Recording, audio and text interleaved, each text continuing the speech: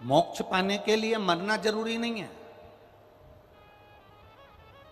अगर कोई आपसे कहे कि भैया मोक्ष चाहिए तो मरना पड़ेगा, ना ना ना ना, मोक्ष पाने के लिए मरना जरूरी नहीं है। मोक्ष पाने का सबसे सुंदर तरीका है अपने आप को समझना। हम जो जिंदगी जी रहे हैं, हम जो भगवान की भक्ति में रमे हुए हैं, हम जो भजन में रमे हुए हैं, हम जो मंत्र साधना में रमे हुए हैं, हम जो माँ की सेवा में रमे हुए हैं, हम जो महादेव की सेवा में रमे हुए हैं, हम जो परमात्मा की सेवा में रमे हुए हैं, मोक्ष के लिए मरना जरूरी नहीं है। मोक्ष के लिए अपनी उस चलती हुई जिंदगी में, अपने जीवन में अपने आप को जान लेना हमारा मोक्ष प्राप्ति का साधन बन सकता है। अपने आप को पहचान लेना।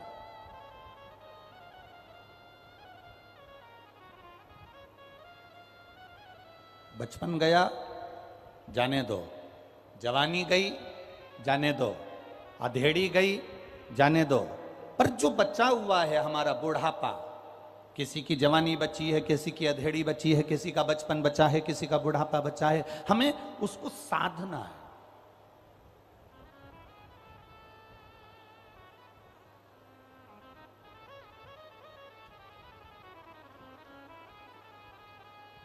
कई माताओं को हमने देखा है, मेरे को उम्मीद है कि दतिया में भी आपने देखा होगा, कई माताएं पानी भर के लाती हैं ना जब कुएं से, बावड़ी से, तालाब से, तो हंडे के ऊपर हंडा, एक मटके के ऊपर दूसरा मटका रखा रहता है, एक हंडे के ऊपर दूसरा हंडा रखा रहता है, और वो चोमली पर रखा रहता है। काय पर रखा है? जम के बोलो जरा। वो जो चोमली होती है कपड़े की, उस चोमली पर, वो हंडे पर हंडा रखा हुआ है।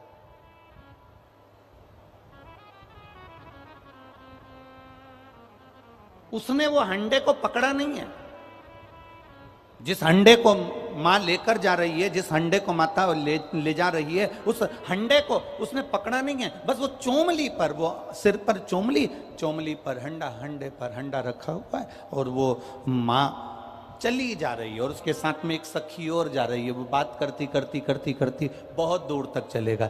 थोड़ी दूर कहीं रुक भी गए तो भी वो बात में लगे हुए हैं, क्योंकि हंडे पर हंडा रखा है। अब बात भी कर रही है, चल भी रही है, बातचीत करते करते कहीं खड़ी भी हो गई है, बातचीत करते करते किसी से मिलना भी हो गया उसका, परंतु उसका हंडा नीचे नहीं गिरा है, क्योंकि वो बात जरूर कर रही है, वो मिल जरूर रही है, वो सहेली से साथ में मिलकर बात करती करती चल जरूर रही है, पर उसका जो ध्यान है वो उस हंडे में बना हुआ है। शिव महापुराण की कथा कहती है, जैसे हंडा लेकर चलने वाली, मटका लेकर चलने वाली नारी का ध्यान, स्त्री का ध्यान उसके मटके में होता है, उसके हंडे में होता है। शिव महापुराण की कथा कहती है, तुम कहीं पर भी रहो, दुकान में, व्यापार में, नौकरी में, सर्विस में, घर में, परिवार में, तुम्हारी मर्जी पड़े जहां रहो, पर शिव पुराण कहती है कि अपना ध्यान परमात्मा के चरणों में लगाकर चलना तो जिंदगी की सार्थकता।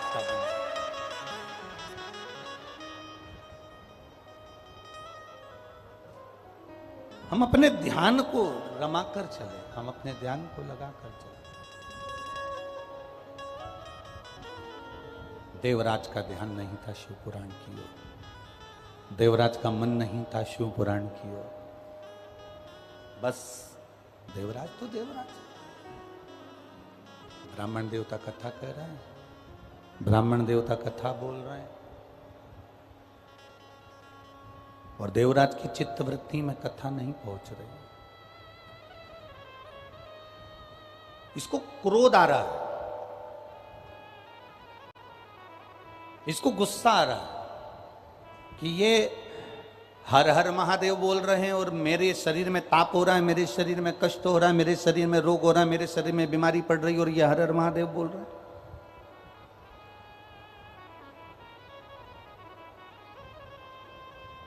उठा देवराज और भवन से, मंदिर से बाहर निकल गया।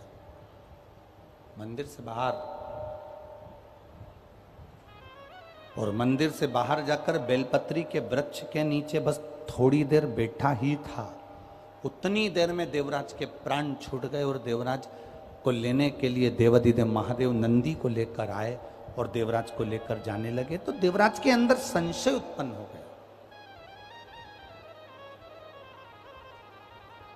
देवराज के अंदर एक संशय उत्पन्न हुआ कि मैं पापी, मैंने पाप किया, मैंने जिंदगी में झूठ बोला, मैंने कपट करा, मैंने चोरी करी, मैंने बेईमानी करी। देवराज कह रहे हैं कि मैं पापी और मैंने ये सब गलत काम किए, उसके बाद भी मेरे प्राण छूटने पर भगवान देवाधिदेव महादेव, मेरे प्राण छूटने पर मेरे शंकर भगवान मुझे लेने के लिए आए। आखिर मैंने पुण्य करा तो करा कौन सा?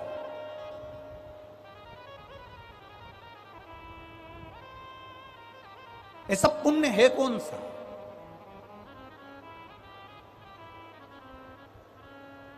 वो कौन सा पुण्य है जो मैंने भूल से कर दिया? वो कौन सा पुण्य है जो मेरी जिंदगी में हो गया? कभी आप भी अनुभव करना, दिन भर मोबाइल पर झूठ बोलते हो, दिन भर कहीं ना कहीं गलत काम हो जाता है, किसी ना किसी की निंदा हो जाती है, किसी ना किसी के लिए अपशब्द बोल जाते हो। एक बार कथा में हमने आप लोगों से कहा था, टीवी के माध्यम से आपने सुना होगा कि मोबाइल आया तो उसने बहुत सारी चीजों को समाप्त कर दिया। मोबाइल बहुत सारी चीज,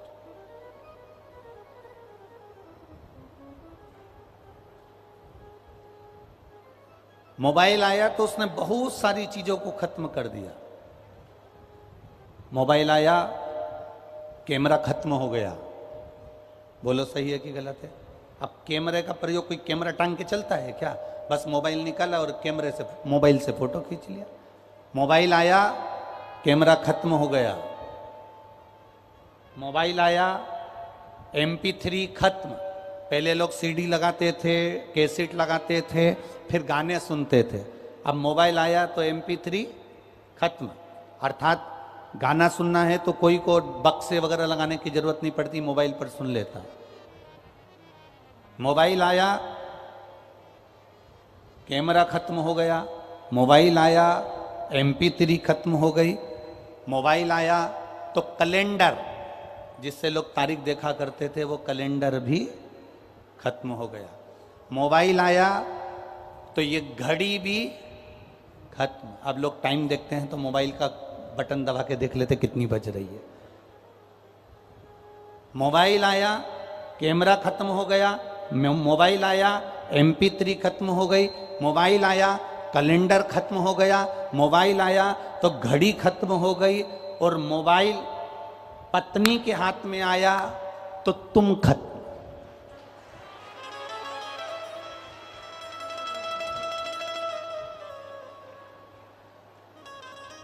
केवल कैमरा खत्म नहीं हुआ है, केवल घड़ी खत्म नहीं हुई है, केवल कैलेंडर खत्म नहीं हुआ है, केवल MP3 खत्म नहीं हुआ है। जिस दिन भूल से अगर मोबाइल पत्नी के हाथ में आ गया, फिर तो दतिया वाली माता ही बचा ले तो बचा ले, तो बाकी के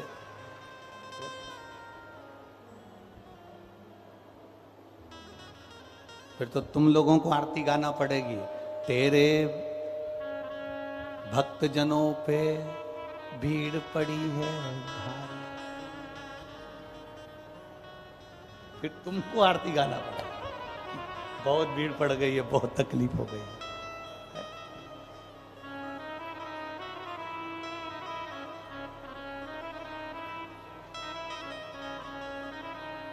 शिव कथा कह रही है, अपने पुण्य को पहचानो।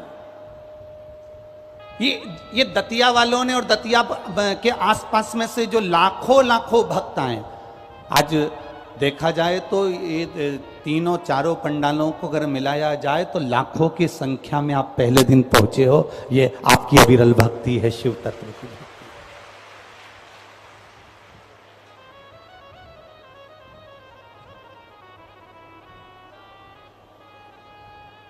और कई लोग पीछे धूप में जो खड़े हुए हैं,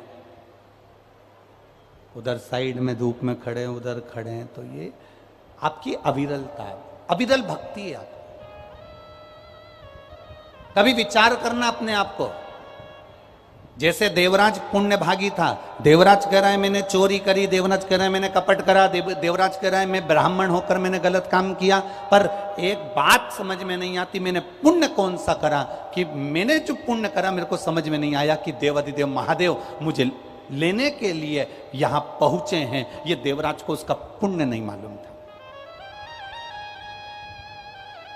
अब देवराज ने जैसे विचार करा कि मैंने कौन सा पुण्य करा कि मुझे महादेव लेने के लिए आए, ऐसा दतिया और दतिया के आसपास वालों तुम विचार करना कि हमने कौन सा पुण्य करा था जो अधिक मास के महीने में, सावन के महीने में मां दतिया की गोद में शिव महापुराण की कथा सुनने को मिल जाएगी। अपने पुण्य को ढूंढो कि हमारा पुण्य कौन सा प्रबल था।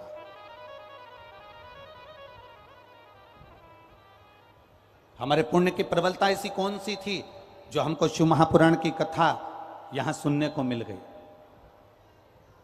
और कितनी सुंदर बात है महाराज जी, शिव जी की कथा और मां जगत जननी दुर्गा भवानी, मां पीताम्बरा, दोनों का मिलन, शिव शक्ति का मिलन इस दतिया की कथा में हो रहा है 5 दिन तक। और ये जीवन का एक आनंद है, जीवन का आनंद।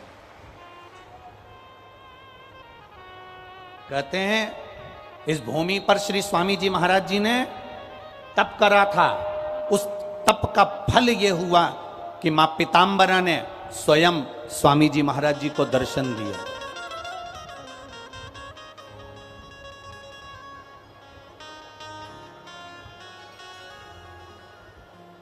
उस तप का फल यह मिला।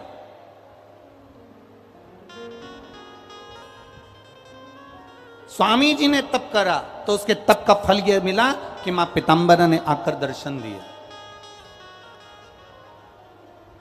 मां पीताम्बरा ने दर्शन दिया।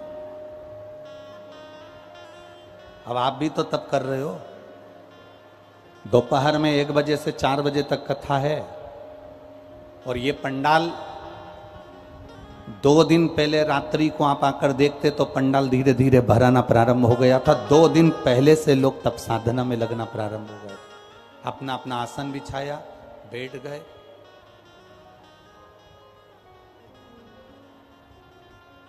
तप साधना में लीन हो गए। और ये तप साधना ही तो है आपकी जो आप कथा का रसतत्व ग्रहण कर रहे हो। देवराज ने देवाधिदेव महादेव से पूछा कि मैंने पुण्य कौन सा करा, तो महादेव ने केवल एक ही बात कही कि ये तेरा पुण्य नहीं, तेरी माता जी का पुण्य था। तुम्हारी माता ने जो पुण्य करा था उस पुण्य का फल तुम्हें मिल रहा है। तेरी माता 1 लोटा जल मेरे मंदिर में, मेरे शिवालय में जाकर समर्पित करती थी। उस जल का फल ये मिला कि तू ब्राह्मण कुल में जन्म लेने के बाद भी तूने शंकर के मंदिर में पहुंचने के बाद, चोरी करता था तू, चोरी करने के बाद भी तू शिव मंदिर में पहुंचकर कथा को श्रवण किया। और कथा श्रवण कर कर तू भूलवश बेलपत्री के पेड़ के नीचे आकर बैठ गया और यहां तेरे प्राण छूट गए। शंकर भगवान कहते हैं बेलपत्री का जो वृक्ष है ये मेरा एक स्थान है, मेरा स्थान। आवाज नहीं आ रही है, आवाज नहीं जा रही है बाबू, जरा ध्यान रखिए। आवाज नहीं आ रही कि एलईडी नहीं चल रही? आवाज नहीं।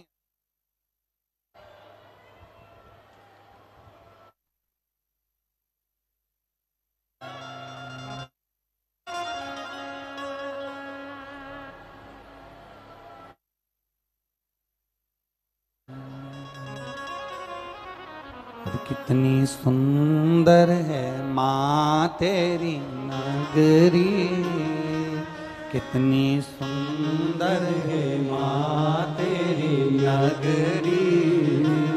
भोले पैदल चले आ रहे हैं, कितनी सुंदर है माँ तेरी नगरी, कितनी सुंदर है माँ तेरी नगरी। भोले पैदल चले आ रहे, कितनी सुंदर है माँ तेरी नगरी, कितनी सुंदर है माँ तेरी नगरी। भोले पैदल चले आ रहे हैं, भोले पैदल चले आ रहे हैं, ओ भोले पैदल चले आ रहे हैं, भोले पैदल चले आ रहे हैं। ओ कितनी सुंदर है माँ तेरी नगरी, कितनी सुंदर है माँ तेरी नगरी। दोनों हाथों से ताली सेवा देते हो बड़े भाव से।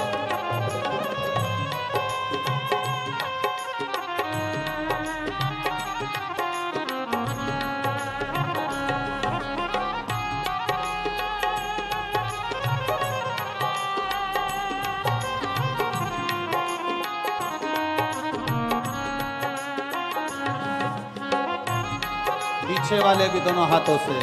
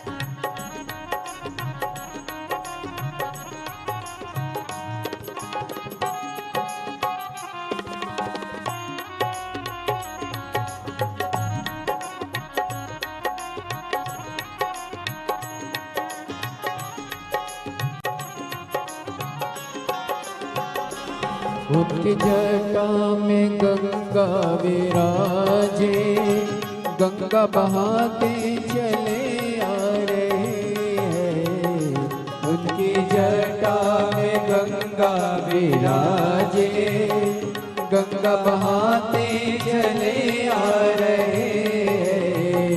उनकी जटा में गंगा विराजे, गंगा बहाते चले आ रहे हैं। उनकी जटा में गंगा विराजे, गंगा बहाते चले आ रहे हैं। उनके माथे पे चंदा विराजे, उनके माथे पे चंदा विराजे, चमकाते चले आ रहे हैं। उनके माथे पे चंदा विराजे, चमकाते चले आ रहे हैं। कितनी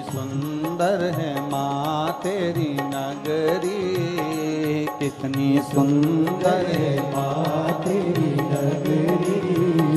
भोले पैदल चले आ रहे हैं, कितनी सुंदर चले आ रहे, कितनी सुंदर है माँ तेरी नगरी, कितनी सुंदर है माँ तेरी नगरी। ओ भोले पैदल चले आ रहे हैं, भोले पैदल चले आ रहे, जय हो।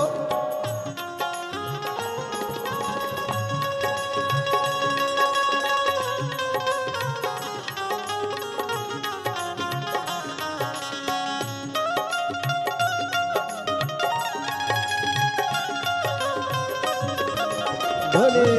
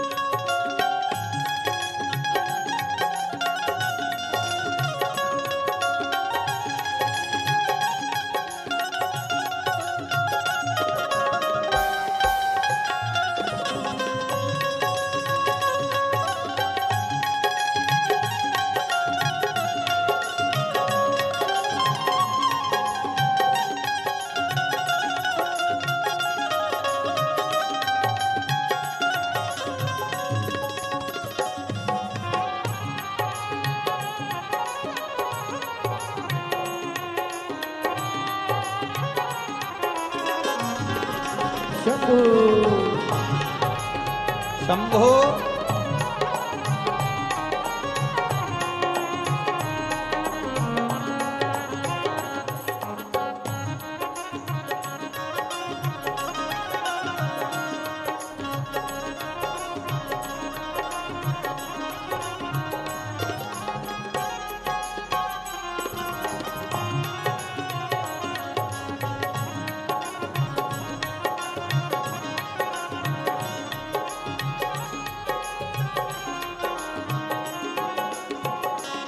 उनके हाथों में डमरू विराजे, डमरू बजाते चले आ रहे हैं।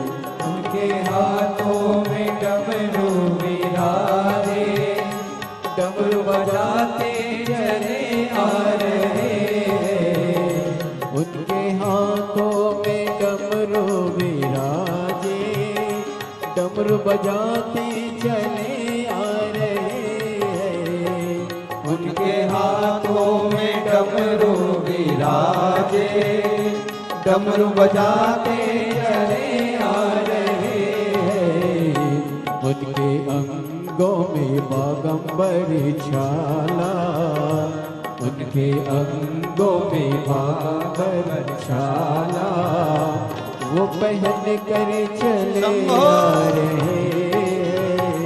उनके अंगों में बागंबरी छाला, वो पहन कर चले आ रहे हैं। बड़ी सुंदर है माँ तेरी नगरी, बड़ी सुंदर है माँ तेरी नगरी।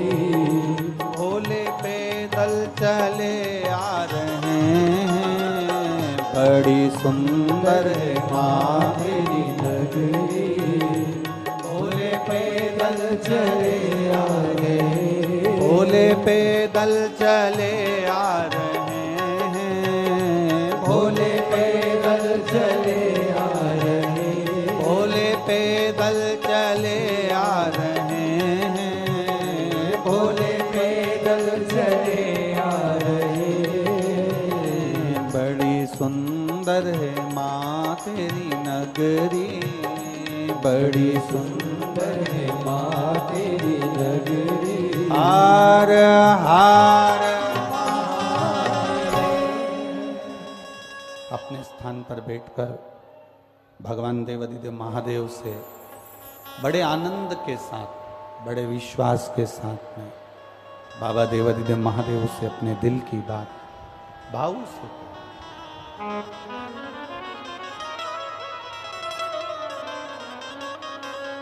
जहां जगह मिले वहां बैठकर बड़े प्रेम से बोलिएगा। और हम तो कार्यकर्ताओं से भी कहेंगे कि ये शिव पुराण बार बार आपको सुनने को नहीं मिलेगी, इसलिए प्रयास करो आप भी जब शिव महापुराण में बाबा से स्तुति करने का, प्रार्थना करने का, बाबा से निवेदन करने का मौका मिले, दिल से करें। जहाँ जगह मिले वहाँ बैठकर भाव से बोलें। जिन जिन को भाव से बोलना आता है सभी प्रेम से बोलेंगे। श्री शिवाय नमस्तु, श्री शिवाय नमस्तु, श्री शिवाय नमस्तु, श्री शिवाय नमस्तु, श्री शिवाय नमस्तु। भोला सब दुख काटो हमारा, ओ भोला सब दुख काटो हमारा। शिव शंकर जपो तेरी माला,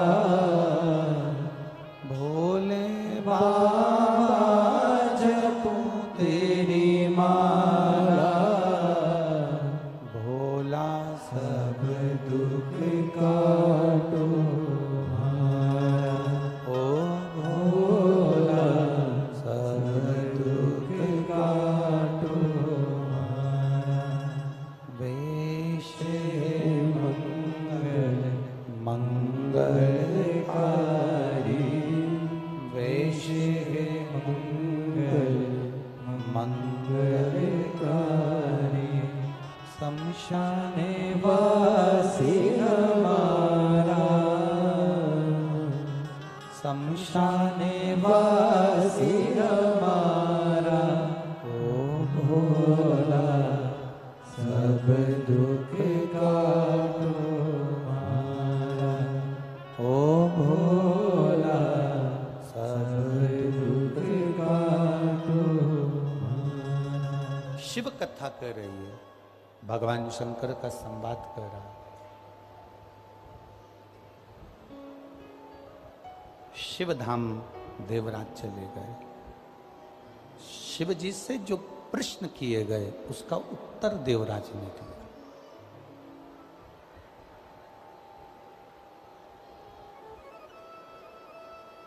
देवराज की जो माता जी थी, देवराज की जो माँ थी, उनका नियम बड़ा प्रबल था। एक नियम जब हम अपनी जिंदगी में लेकर चलते हैं तो उसका फल जरूर मिलता है। एक कोई सा भी नियम हमने अपनी जिंदगी में बना लिया कि हमको शिव जी के मंदिर जाना है, एक लोटा जल चढ़ाना है, या शंकर जी के मंदिर में जाकर झाड़ू लगाना है, पोछा लगाना है, या सेवा करना है, उसका फल जरूर मिलता है। एक पत्र आया है, उस पत्र में उन्होंने वर्णन किया,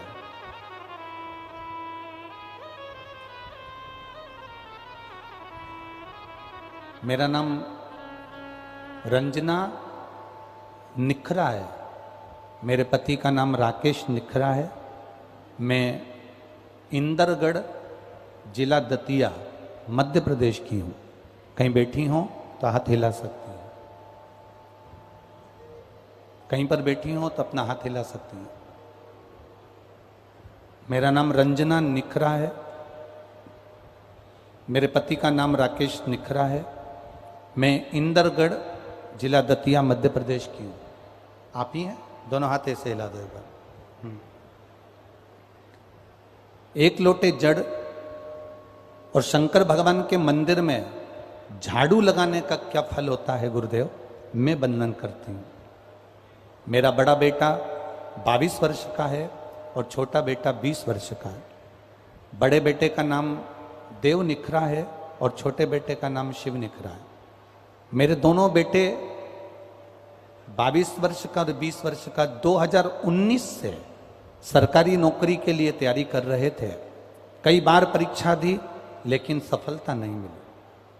सब लोग कहते थे इनकी उम्र छोटी है, यार क्या नौकरी के लिए अप्लाई करना। पर मेरे बच्चों ने ठान ली थी कि माँ सरकारी नौकरी करना है। मेरी बड़ी ननंद ने फोन कर कर कहा कि टीवी पर कथा आती है, तुम सुना करो। कथा सुनना प्रारंभ करी, पशुपति व्रत करना प्रारंभ करा, शिवजी को 1 लोटा जल चढ़ाना प्रारंभ करा। गुरुदेव, दुनिया के लोग बहुत सारा उपाय बताते हैं, पर आपने केवल 1 लोटे जल का उपाय बताया, वो हमने प्रारंभ किया। मेरे बेटे ने परीक्षा दी और मैं रोज बाबा से निवेदन कर कर आती थी, पशुपति व्रत करती, बाबा से कहती बाबा मेरे बच्चों की नौकरी जरूर लगा देना। और बाबा की ऐसी कृपा हुई गुरुदेव, आज मेरे दोनों बेटों की सरकारी नौकरी 13 मई 2023 को लग गई है। मेरा एक बेटा सहायक लेखा परीक्षा अधिकारी के पद पर चयनित हो गया और दूसरा बेटा पोस्ट ऑफिस में बाबा की कृपा से ऑफिसर के पद पर लग गया। मैं प्रणाम करने के लिए ये शिव का, दोनों हाथ हिला दो बहन एक बार। हाँ एक बार दोनों हाथ हिला दो। बधाई आपको बहुत बहुत। हर हर महादेव। शिव तत्व इसी को कहते हैं। खाली न जाता कोई दर से तुम्हारे, खाली न जाता कोई दर से तुम्हारे, मैं भी खड़ी हूँ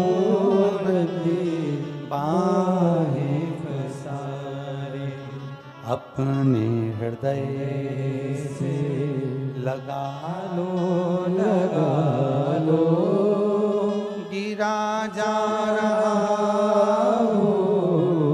उठा लो। अब जितने बैठे हो दिल से अगर कथा सुनी है, 5 दिन की शिव महापुराण की कथा यदि आप पीताम्बरा माता की गोद में बैठकर दिल से सुन रहे हो, तो यह विश्वास मानकर चलना कि 3 महीने में अगला पत्र आपका व्यासपीठ पर होगा, यह निश्चित। एक नियम बनाकर, हम भी तो अपनी जिंदगी में कोई नियम बनाए। देवराज की माता जी ने नियम बनाया था शंकर जी के मंदिर में जाने का। बेटा ब्राह्मण कुल में, ब्राह्मण होने के बाद चोरी में लग गया, गलत काम में लग गया, वेश्यावृत्ति में लग गया, जुए में लग गया, गलत संगत में पड़ गया। और गलत काम में लगने के बाद उस बेटे ने अपनी जिंदगी बर्बाद कर ली। चोरी का धन लेकर शिव जी के मंदिर में चले गया, बैठा, बेलपत्री के पेड़ के नीचे बैठकर उसके प्राण चले गए और वो शिव के धाम चले गए।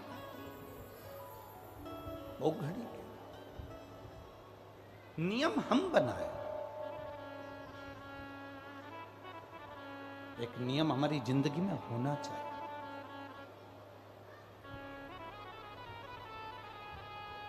और जब नियम हमारी जिंदगी में होंगे तो ये निश्चित है कि परमात्मा की कृपा जरूर होगी। बोल बम का नारा है, इतने धीमे बोलोगे तो कल्याण तुम्हारा है। जरा दम के तो बोलो, बोल बम का नारा है। बाबा एक सहारा, हम उसके सहारे क्यों नहीं जीते? हम परिवार में रहें, कुटुंब में रहें, नाते और रिश्तों में रहें, हम अपने घर में रहें। ना हमको साधु बनना, ना हमको सन्यासी बनना, ना हमको तपस्वी बनना, ना हमको कहीं गंगा जी के घाट पर जाकर बैठना। हमको परिवार में रहकर भगवान की भक्ति में रमे रहना। 24 घंटे नहीं, 24 घंटे नहीं,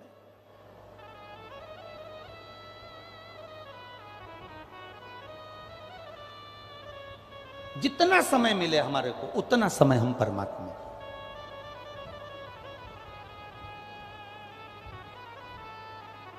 एक जीजी ने हमसे कहा, गुरुजी ये बताओ कि भगवान की भक्ति कितनी देर की करना चाहिए। हमने कहा जितनी देर तुम पेंसिल से लाइन खींचो और डब्बा भरो, बस घड़ी मिला लेना कि पेंसिल से लाइन खींचने में कितनी देर लग रही है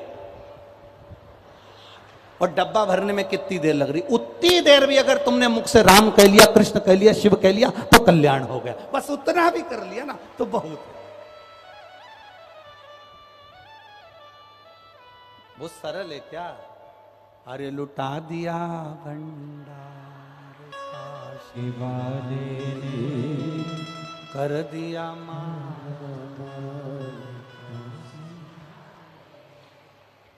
वो करने वाला बैठा हुआ है, वो उदार बैठा, वो करता है स्वयं। अब चित्त से स्मरण कर कर, हाँ ये जरूर है कि आपको गाड़ी वाला थोड़ा दूर उतार देगा, वहां से आप पैदल पैदल पैदल पैदल कथा के पंडाल तक चलेंगे, थोड़ा कष्ट जरूर होगा। जब मेरे भोलेनाथ जी सीहोर से चलकर यहां आ सकते हैं तो आप भी तो कथा के पंडाल तक आ सकते हो।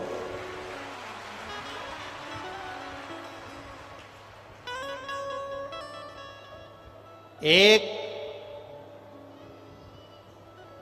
पानी का पाउच भी अगर आपने किसी को दिया है, एक बिस्कुट का पुड़ा भी आपने किसी को दिया है, अपने घर से रोटी का टिफिन बनाकर लाई और कथा सुनने वाली पड़ोसन को अगर प्रेम से मुंह झूठा करा दिया है अधिक मास और सावन में, तो अंदाजा लगा कर बैठना कि मेरा बाबा कितना देगा। वो लिख के जरूर रखना कि कितना प्रदान करने वाला। शिव अपने पास नहीं रखते, शंकर दे देते हैं। शंकर अपने पास कुछ रखते ही नहीं। मंदोदरी रावण की धर्म पत्नी, रावण की धर्म पत्नी मंदोदरी और मंदोदरी की मां, मंदोदरी की मां, रावण की धर्म पत्नी मंदोदरी और मंदोदरी की जो मां है जिसका नाम है हेमा। क्या नाम है? जम के बोलो जरा। हेमा। मंदोदरी की माता जी का नाम क्या है? जम के बोलो जरा। हेमा। देखो, आप लोगों से खिलवाने का केवल एक कारण होता है कि आप लोगों को वो नाम स्मरण में बना रहे कि मंदोदरी की मां का नाम क्या था। तो मंदोदरी की मां का नाम क्या है? हेमा। ये शिवजी की परम उपासक थी और इसका जो पति था मय दानव, मंदोदरी का जो पिता था मय दानव, ये बहुत असुर प्रवृत्ति का था। अब हेमा का नियम था, मिट्टी लाती, उसमें माखन मिलाती, गाय का दूध मिलाती, थोड़ा सा गौ माता के गोबर को मिश्रण करती और उसमें थोड़ी सी भस्म मिलाकर मिट्टी को तैयार करती और हेमा शिवजी के शिवलिंग का निर्माण करती। जरा बहुत ध्यान देना, ये कथा शायद आपकी जिंदगी को बदल दे। हेमा का नियम, मंदोदरी की माता जी का नियम था, मिट्टी को लेकर आना, गाय का गोबर मिलाना, भस्म मिलाना और उसमें थोड़ा सा माखन मिलाना और मिलाकर उस मिट्टी को फेंट कर उसका शिवलिंग का निर्माण कर, शिवलिंग का निर्माण।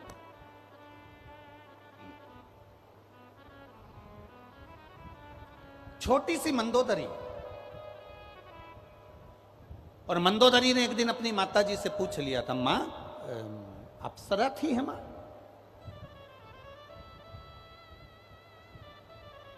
मैदानों की दो धर्म पत्नी थी, हेमा और रंभा। हेमा और रंभा दोनों अप्सरा थी। अब मंदोदरी भी बड़ी सुंदर थी।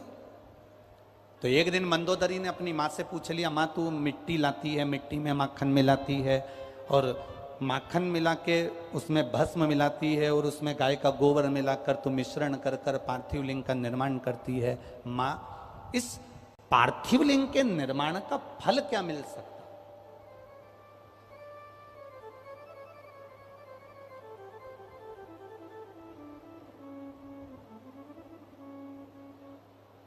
पार्थिव लिंग के निर्माण का फल क्या मिल सकता है?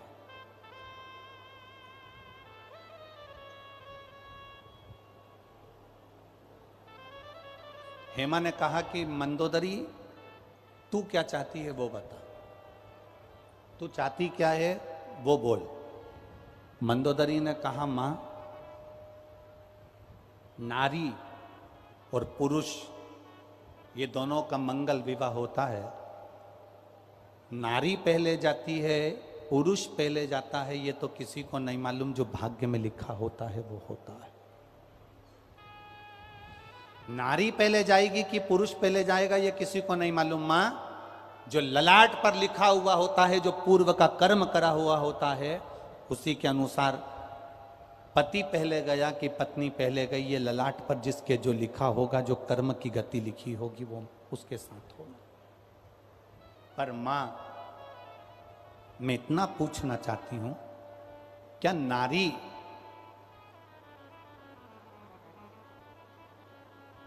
शिवलिंग का निर्माण करती है और उसका पूजन करती है, मान लो भूलवश, वैसे तो नारी ये चाहती है कि वो अखंड सौभाग्यवती होकर जाए, पर कोई कारणवश नारी का पति अगर पहले चले गया और नारी अगर बाद में जा रही है, तो क्या मां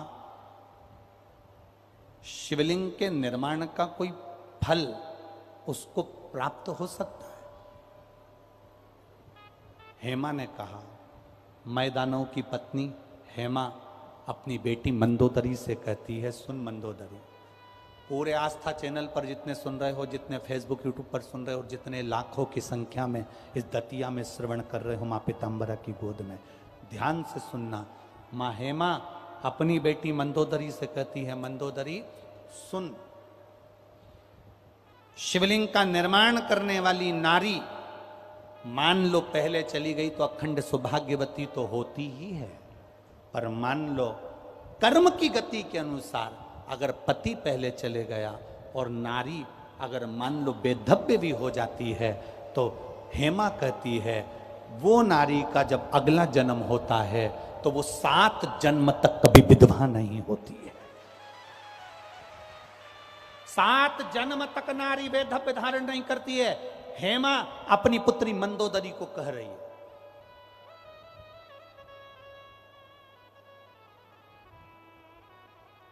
पंच कन्या में एक कन्या मंदोदरी है, जिसका ये संवाद,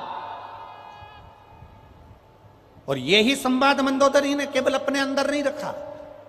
जब रावण ने मंदोदरी को पसंद करा और मंदोदरी ने अपनी माता से पार्थिव शिवलिंग के निर्माण का फल जान लिया, जब हेमा से पार्थिव शिवलिंग के पूजन के महत्व को मंदोदरी ने जान लिया, रावण के साथ उसकी शादी हो गई, चली गई वो लंका में। लंका में पहुंचने के बाद रावण सीता जी का हरण कर कर लेकर अशोक वाटिका में रख दिया।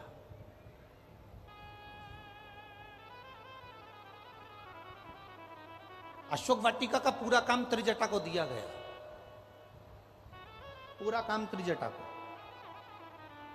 और आपको कथा में कहा था, भी छत्तीसगढ़ की कथा में, तिल्ला नेवरा की कथा में कहा था कि पूरी दुनिया में सारी देवियों के पूजन होती है, पर त्रिजटा जैसी असुर, त्रिजटा जैसी राक्षसी की पूजन काशी में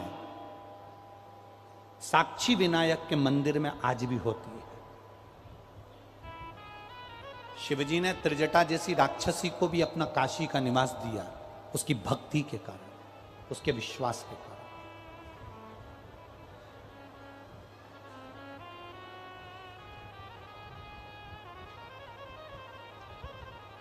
सीता मैया को ले जाकर अशोक वाटिका में रखा। अब माता जानकी जी अशोक वाटिका में थी। एक बार त्रिजटा ने त्रिजटा ने मंदोदरी से बात करा, ताई जी, क्योंकि त्रिजटा विभीषण की लड़की थी, तो अपनी बड़ी मां से कह रही है, बड़ी मां से, बड़ी मां, जिस जानकी जी को, जिस सीता जी को बड़े पिताजी ताऊ जी जिसको लेकर अशोक वाटिका में रखे हैं, वो कोई साधारण सी स्त्री नहीं है मां, वो साधारण सी नारी नहीं है मां, वो नारी कोई सहज नहीं है मां। मंदोदरी ने त्रिजटा से कहा, मेरा मन है एक बार सीता जी का दर्शन करने का, एक बार मेरा मन है कि मैं जानकी का दर्शन करूं, सीता जी का दर्शन करूं। ठीक है मां, आप चलिए मेरे साथ, मैं माता जानकी का आपको दर्शन करा देती हूं। और त्रिजटा मंदोदरी को लेकर सीता जी के सामने पहुंच गई और माता जानकी का दर्शन, जब त्रिजटा ने सीता जी का दर्शन मंदोदरी को कराया, मंदोदरी ने हाथ जोड़कर सीता जी से क्षमा मांगी, मेरा पति आपको बलपूर्वक खींचकर अशोक वाटिका में लाकर विराजमान कर दिया है, मैं क्षमा चाहती हूं, मेरा पति, उसने जो गलती करी मेरे को उसके लिए क्षमा मांग। जानकी जी ने कहा, कोई बात नहीं, सबकी अपनी अपनी कर्मगति होती है मंदोदरी, कोई बात। मंदोदरी ने कहा, मैं जिसकी आराधना करती हूं, आपसे निवेदन करना चाहती हूं कि उसकी आराधना आप भी करें। मंदोदरी कह रही है कि मैं जिसकी आराधना करती हूं उसकी आराधना आप भी करें, और जिस दिन आपकी आराधना का फल पूर्ण हो जाएगा, मेरे देव अधिदेव महादेव आपको स्वयं राम जी से एक बार मिलवा जरूर देंगे, ये निश्चित है। आपकी आराधना का फल जब पूर्ण हो जाता है, अभी आपको कहा कि मां पीताम्बरा की गोद में बैठकर कथा सुन रहे हो, दतिया में बैठकर कथा सुन रहे हो, अधिक मास के महीने में कथा सुन रहे हो, श्रावण के महीने में कथा सुन रहे हो, ये आपकी भक्ति का बल जब प्रबल हो जाएगा, लोग कहते हैं गुरुजी ऐसा शिव महापुराण में क्या है कि लोग पंडाल में बैठ के कथा सुनते हैं और उनके मनोरथ पूरे हो जाते हैं। शिव महापुराण में ऐसा, ये पत्र तो हम लोग बहुत कम पढ़ते हैं, ये जितने पढ़े हैं, अगर इन्हीं हम कहते हैं, मीडिया वालों को भी हमने कई बार कहा कि ये पत्रों में सबके मोबाइल नंबर है, इन पत्रों में सबके एड्रेस है, इन पत्रों में सबका पता लिखा हुआ है। आप कभी मौका मिले तो इन पत्रों को पढ़कर उनके घर भी जा सकते। एक पत्र और देखिए कितना सुंदर लिखा किसी ने।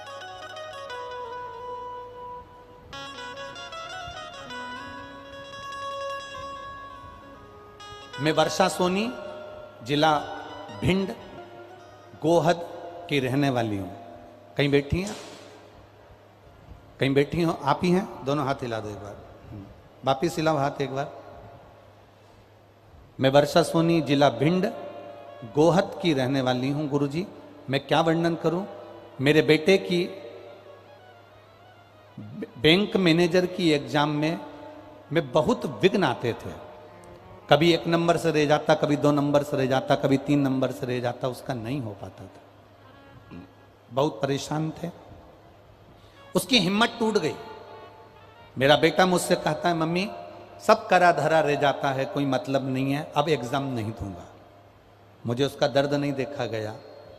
मैंने उससे कहा, तू एक काम कर, वो सियोर वाला महाराज कहता है सारी समस्या का हल एक लोटा जल। तू एक काम कर कि शिवजी के मंदिर में जाकर जल चढ़ाना प्रारंभ कर। मेरा बेटा कहता है, माँ जल चढ़ाने से कुछ होता है क्या? एक बार कर तो, और अगली बार जब एग्जाम दे तो बेलपत्री में शहद लगाकर शंकर को चढ़ाकर जरूर जाना। सियोर वाला महाराज कहता, मेहनत पूरी करना, कर्म पूरा करना, और उसके साथ में एक शहद की बेलपत्र जरूर लगा कर जाना। मैंने मेरे बेटे से कहा, एग्जाम का टाइम आया, बेटे ने दिन रात पढ़ाई करी और मैंने उसके हाथ में बेलपत्र दी, वो लगा कर गया। गुरुदेव, मैं बाबा का क्या वर्णन करूं, मैंने जो आपने शहद वाला बेलपत्र का प्रयोग करा था वो करवाया। आज मेरा बेटा बैंक मैनेजर के पद पर लग गया है, इसलिए मैं बाबा को यहां प्रणाम करने के लिए। यह शिव तत्व है। एक बार हाथ हिला दीजिए, हर हर महादेव। बैठिए। शिव तत्व की प्राप्ति इसी को कहते, ओघड़ी इसी को कहते। तेरी कृपा बिना न हिले एक भी अणु, लेते श्वास तेरी कृपा से तनु तनु। बखान क्या करूं मैं राखों के ढेर का, चपटी भगोत में खजाना कुबेर का। ये दतिया वालों को, दतिया के निवासियों को, दतिया की भूमि को अगर मां पीताम्बरा मिली है, दतिया की भूमि को मां ध्रुमावती मिली है, तो ये साधारण नहीं है। जो वनखंडेश्वर महादेव दतिया की भूमि पर विराजमान हैं, उनकी आराधना श्री स्वामी जी ने करी, उसका फल यहां पीताम्बरा के रूप में मिला। शिव के बिना कुछ नहीं मिल सकता, शंकर के बिना कुछ नहीं है, कुछ भी नहीं। बद्रीनाथ हैं, केदारनाथ के कारण। सोमनाथ हैं तो द्वारका है, रामेश्वरम है तो जगन्नाथ है। बिना शिव के कुछ नहीं। कपिलेश्वर महादेव हैं तो तिरुपति के बालाजी हैं। एक लिंग जी हैं तो नाथद्वारा के श्री जी बाबा हैं। बिना शिव का कुछ नहीं है, बिना शिव।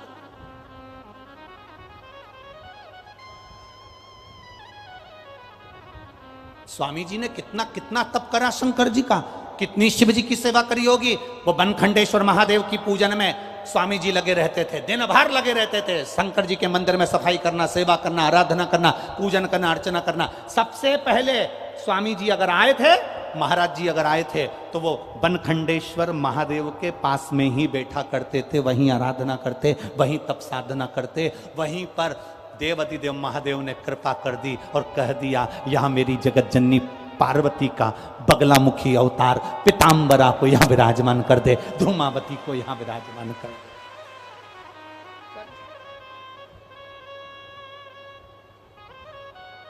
अरे भाग्यशाली हैं साहब, ये सहजता कहां, सरलता कहां। कई लोग कहते हैं जब कोई काम अटकता है, राजनेता हो, सत्ताधारी हो, जिसको कोई काम अटक गया तो लोग कहते हैं कि हम पीताम्बरा पीठ जाते हैं, दतिया जाते हैं और माता की आराधना करते हैं और हमारा काम हो जाता है। तो आखिर ऐसा गुरुजी पीताम्बरा पीठ में ऐसा क्या है? उनसे कहना चाहूंगा, केवल पीताम्बरा पीठ में केवल पीताम्बरा अकेली नहीं है, शिव और शक्ति दोनों बैठे हैं, इसलिए कार्य सफल होता है। शंकर और सती स्वयं विराजमान है। मां पीताम्बरा के साथ में मेरा देवाधिदेव महादेव भी विराजमान है, मेरा शिव साथ में बैठे।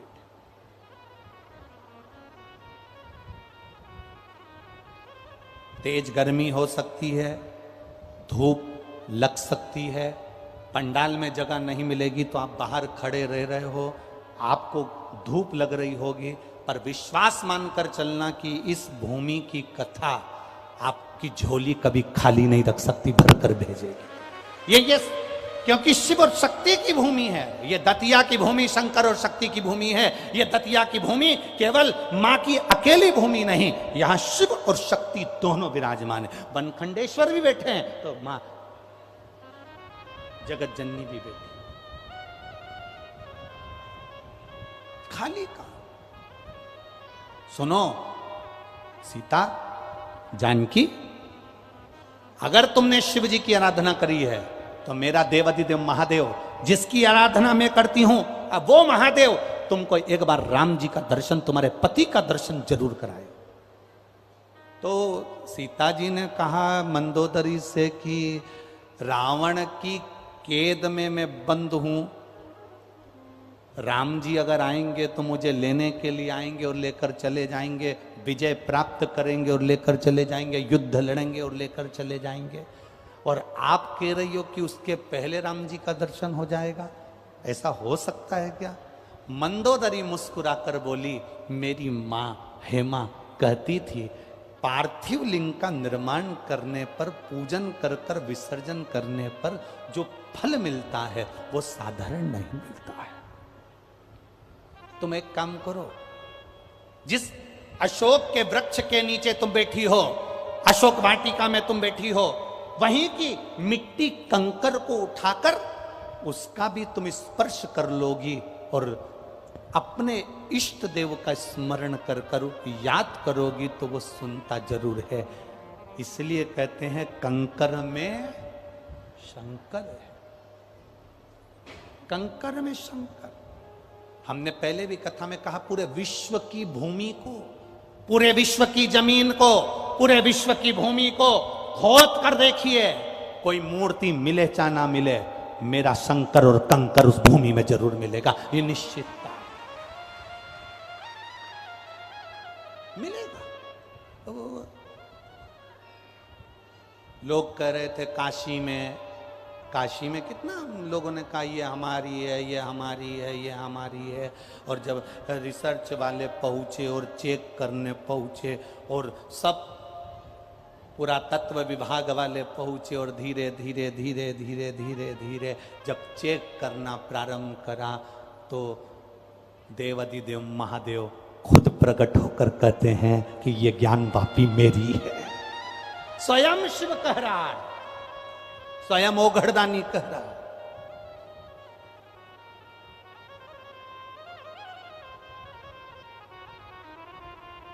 अभी आप लोगों ने एक फेसबुक पे एक मैसेज पढ़ा होगा, फेसबुक पर एक मैसेज आप लोगों ने पढ़ा होगा, मद्रास का एक मैसेज है। एक जज ने अपनी कुर्सी पर बैठकर एक निर्णय दे दिया कि यहाँ वो शिवलिंग जो था वो वहां पर लगभग 500 साल पुराना था। जज ने निर्णय दिया कि ये शिवलिंग यहां से हटा दिया जाए। एक फेसबुक पे एक मैसेज चल रहा होगा, आप लोगों ने पढ़ा होगा, जिसने पढ़ा होगा उसके स्मरण में। जज ने निर्णय दिया कुर्सी पर बैठकर कि इस शिवलिंग को हटा दिया जाए। जिस वकील के कहने पर शिवलिंग हटाया जा रहा था, वकील वहीं चक्कर खाकर गिर गया। वकील के 10 मिनट बाद जो टाइप करने वाला था असिस्टेंट, वो चक्कर खाकर गिर गया। थोड़ी देर बाद वहां खड़ा हुआ संतरी चक्कर खाकर गिर गया। जज ने तुरंत उस उत्तर को जो उसने लिखा था उसको बदल दिया कि ये शिवलिंग यहीं रहने दो, नहीं तो जज को लगा कि मैं भी चक्कर खाकर गिर जाऊंगा। शिव शिव है, ओघड़ी है शंकर। अकाल मृत्यु वो मरे जो काम करे चंडाल का, काल उसका क्या बिगाड़े जो भक्त हो महा काल का। शिव की आराधना कोई सरल है क्या, सहज है क्या?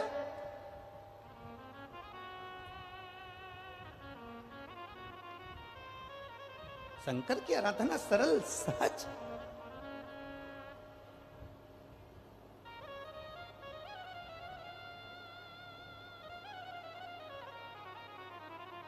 कल आशीष हमसे कह रहे थे कि गुरुजी वो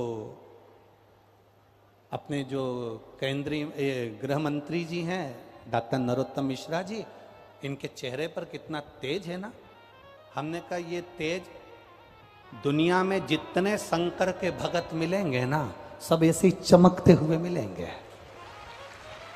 शिव के जितने भक्त होते हैं, शंकर के जितने उपासक होते हैं, शंकर की आराधना करने वाले जितने होते हैं, शिव तत्व को प्राप्त करने वाले कितने होते हैं, वो सब ऐसे।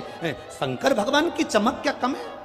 कर्पूर गौरम करुणावतारम संसार सारम। कितने सुंदर मेरे महादेव, कितने सुंदर। एक बार गणेश जी ने शंकर जी से कह दिया था, पिताजी 24 घंटे भस्म रमा के रहते हो, भस्म लपेट के रहते हो, कभी एक बार मुझे आपका असली रूप दिखा दो ना। शंकर भगवान बोले बेटा रेन दे, अब बेटा के नहीं है, मेरे को तो देखना है, तुम चलो मेरे साथ। शंकर भगवान ने खूब मना करा पर गणेश जी नहीं माने। गणेश जी नहीं माने तब बाबा भोलेनाथ जी गणेश जी को लेकर चले गए गंगा जी में। जो भोलेनाथ जी ने डुबकी लगाई और डुबकी लगाकर जैसे भोलेनाथ जी निकल कर बाहर आए, गणेश जी देखते ही उनके हजारों मुख हो गए, हजारों आंख हो गई गणेश जी की, और चक्कर खाने लगे गणेश जी महाराज। इतने सुंदर तुरंत गणेश जी ने शंकर जी के चरण पकड़कर कहा, तुम तो जैसे थे वैसे ही हो जाओ।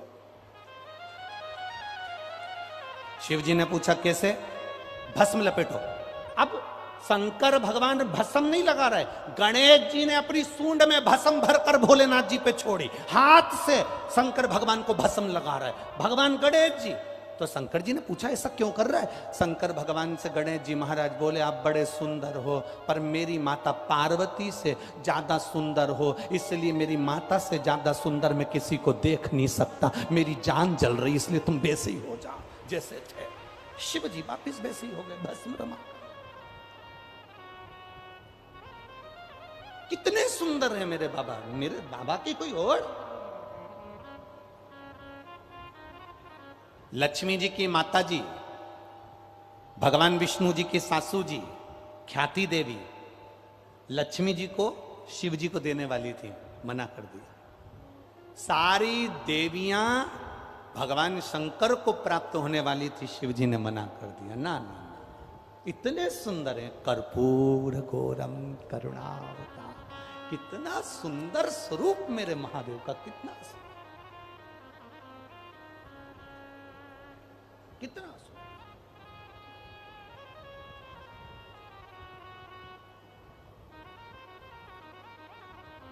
एक स्वरूप की व्याख्या तुम मांगो, सीता जी से कहा तुम मांगो। जानकी जी ने कहा कि मैं ना तो मेरे पास में जल है, ना पूजा की थाली है, ना मेरे पास में कुछ है, मैं अपने आराध्य की पूजन तुम कर रही हो कि करो, क्या करूं? कंकर शंकर है ना, कंकर शंकर है ना, बहुत है।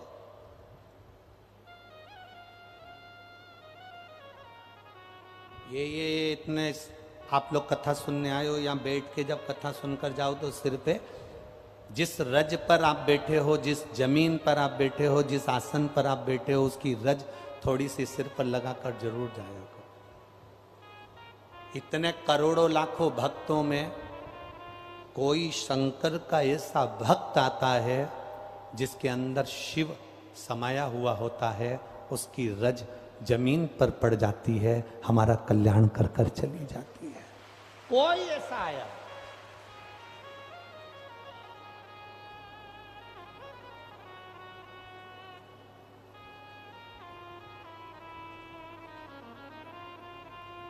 एक भक्ति का बल बढ़ जाए।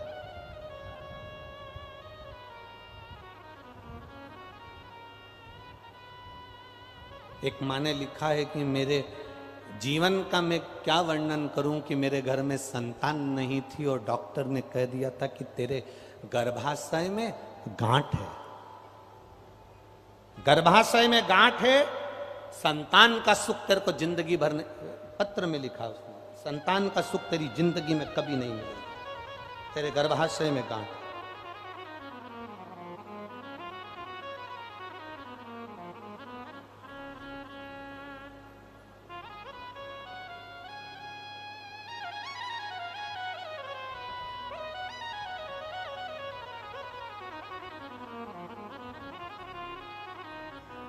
शुभांगी बरसैया छतरपुर मध्य प्रदेश से कहीं बैठी हैं। शुभांगी जी बरसिया छतरपुर मध्य प्रदेश से कहीं बैठी हो तो हाथ हिला सकती हैं शुभांगी जी। अगर कहीं बैठी हो, दिख गई क्या? ऐसा हाथ हिला तो एक बार दिख जाओगी दीदी। हाँ ठीक है।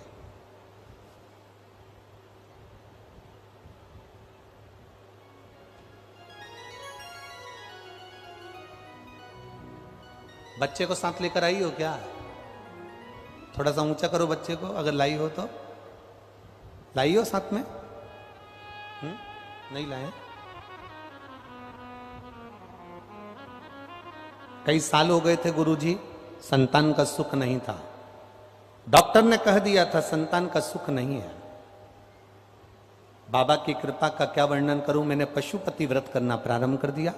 सफेद आंकड़े की जड़ वाला प्रयोग करा, एक बार करा नहीं हुआ, दूसरी बार करा नहीं हुआ, सफेद आंकड़े की जड़ का प्रयोग तीसरी बार करा, बाबा की कृपा से 15 दिन बाद गर्भ ठहर गया। पर डॉक्टर का कहना था कि ये बच्चा ठीक नहीं है, इसको निकाल दो, क्योंकि तुम्हारे गर्भाशय में ठीक था नहीं। अल्ट्रासाउंड करवाया, डॉक्टर ने कह दिया बच्चा बेकार है, इसको निकाल दो। पर बाबा पर भरोसा कर कर शिव जी को जल चढ़ाकर आचमन करना प्रारंभ करा, एक बेलपत्री को खाना प्रारंभ करा, 9 महीने जैसे तैसे निकाला। दूसरी बार अल्ट्रासाउंड कराया तो डॉक्टर ने कहा तुम्हारा बच्चा अभी ठीक तो है, पर तुम्हारी नॉर्मल डिलीवरी नहीं होगी, तुम्हें ऑपरेशन से बच्चा होगा। तब मैंने गुड़ की डली वाला प्रयोग करना प्रारंभ करा और बाबा की कृपा से नॉर्मल डिलीवरी हुई। डॉक्टर ने कहा था यह बच्चा ठीक नहीं है। 15 अप्रैल 2023 को भोले बाबा की कृपा से मेरे घर में पुत्र रत्न की प्राप्ति हुई और मेरा बच्चा बिल्कुल ठीक है। बाबा की कृपा से मैं उसको प्रणाम करने लगा। ये शिव तत्व है। बैठिए बहन, एक बार हाथ हिला दो। हर हर महादेव। शिव की प्राप्ति का केंद्र बिंदु हमारा विश्वास, हमारी दृढ़ता, हमारा भरोसा और हमारी भक्ति, ये शिव तत्व की ओर, ये उघड़ तत्व। मेरे बाबा तेरी नौकरी सबसे बढ़िया है, सबसे खरी तेरे दरवाजे की चाकरी सबसे बढ़िया है, सबसे खरी जब से तेरा गुलाम हो गया तब से मेरा भी नाम हो गया। देखिए हम अकेले नहीं गाएंगे, आप भी जरा बोलिए। जब से तेरा गुलाम हो गया तब से मैं वरना औकात क्या थी मेरी सबसे बढ़िया है, सबसे खरी भोले बाबा तेरी नौकरी सबसे बढ़िया है, सबसे खरी मेरी किस्मत का जब गुल खिला तब जा कर के ये दर मिला। मेरी किस्मत का जब गुल खिला तब जा कर के ये दर मिला। मिल गई मुझको चौखट तेरी, मिल गई मुझको चौखट तेरी सबसे बढ़िया है, सबसे खरी भोले बाबा तेरी नौकरी सबसे बढ़िया है, सबसे खरी ये प्रभु की कृपा से मिला। सीता मंदोदरी कह रही है मैंने अपनी मां हेमा से सुना था। सीता मेरी माता ने कहा था मुझसे कि शंकर भगवान की आराधना करते हैं तो शिव सुनता है। ब्रह्मलोक के देवता ब्रह्मा जी हैं, बैकुंठ लोक के देवता भगवान विष्णु हैं, पृथ्वी के देवता मृत्यु लोक के देवता केवल देव अधिदेव महादेव है। सुनते हैं वो, श्रवण करते हैं वो।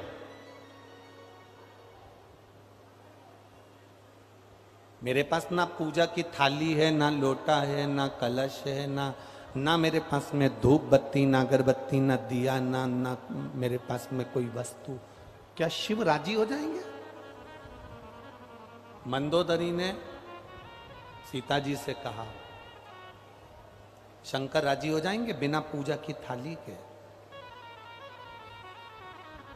बिना पूजन के सामान के?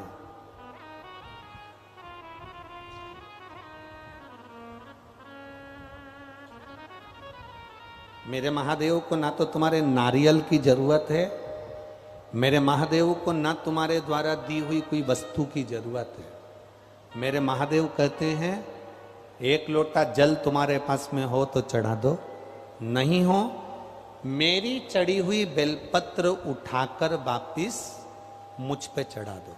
वो भी नहीं है, मंदिर के बाहर से निकलते जाते जाते मुस्कुरा कर चले जाओ। वो भी नहीं हो, मंदिर के शिखर का दर्शन कर कर चले जाओ। वो भी नहीं हो तो मेरा कोई भक्त शिव महापुराण की कथा सुनकर जा रहा हो, उसके मुख का दर्शन कर लो तो कल्याण हो जाए।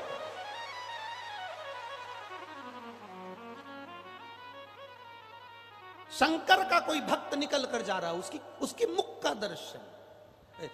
शिव महापुराण में लिखा है, विद्येश्वर संहिता में, शिव महापुराण के विद्येश्वर संहिता में लिखा है, श्री शिवाय नमस्तुभ्यम। बोलने वाले के मुख का दर्शन कर लिया जाए तो हजारों अश्वमेध यज्ञ का फल प्राप्त हो जाता है, मात्र उसके मुख का दर्शन कर लिया। विद्येश्वर संहिता शिव महापुराण में लिखा।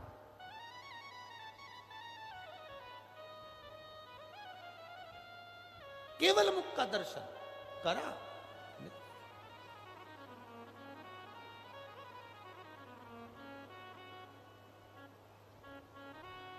गर्भ में जो बच्चे मर जाते हैं, गर्भ से निकलकर जो बच्चे मर जाते हैं, अधोगति में जो बच्चे चले जाते हैं, इनकी जो गर्भ में मरे, अधोगति में मरे, कुंवारी अवस्था में मरे, जो कुंवारी अवस्था में मरते हैं, जिनकी शादी नहीं हुई और कुंवारे मर जाते हैं, इनके ना तो इनके लिए स्वर्ग होता है ना इनके लिए नरक होता है।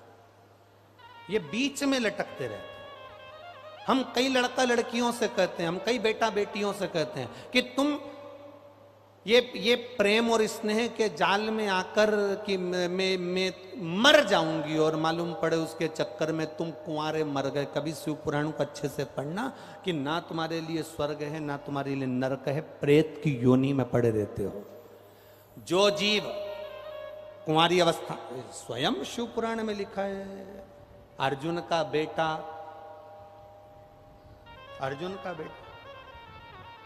आर्यमा, जब भगवान कृष्ण ने बुलवाया बलि देने के लिए, तो ये कथा हमने कई बार कही है, आप लोगों ने सुनी होगी। आर्यमा ने आकर कहा, अर्जुन का बेटा अरावण, आर्यमा नहीं अरावण ने आकर कहा,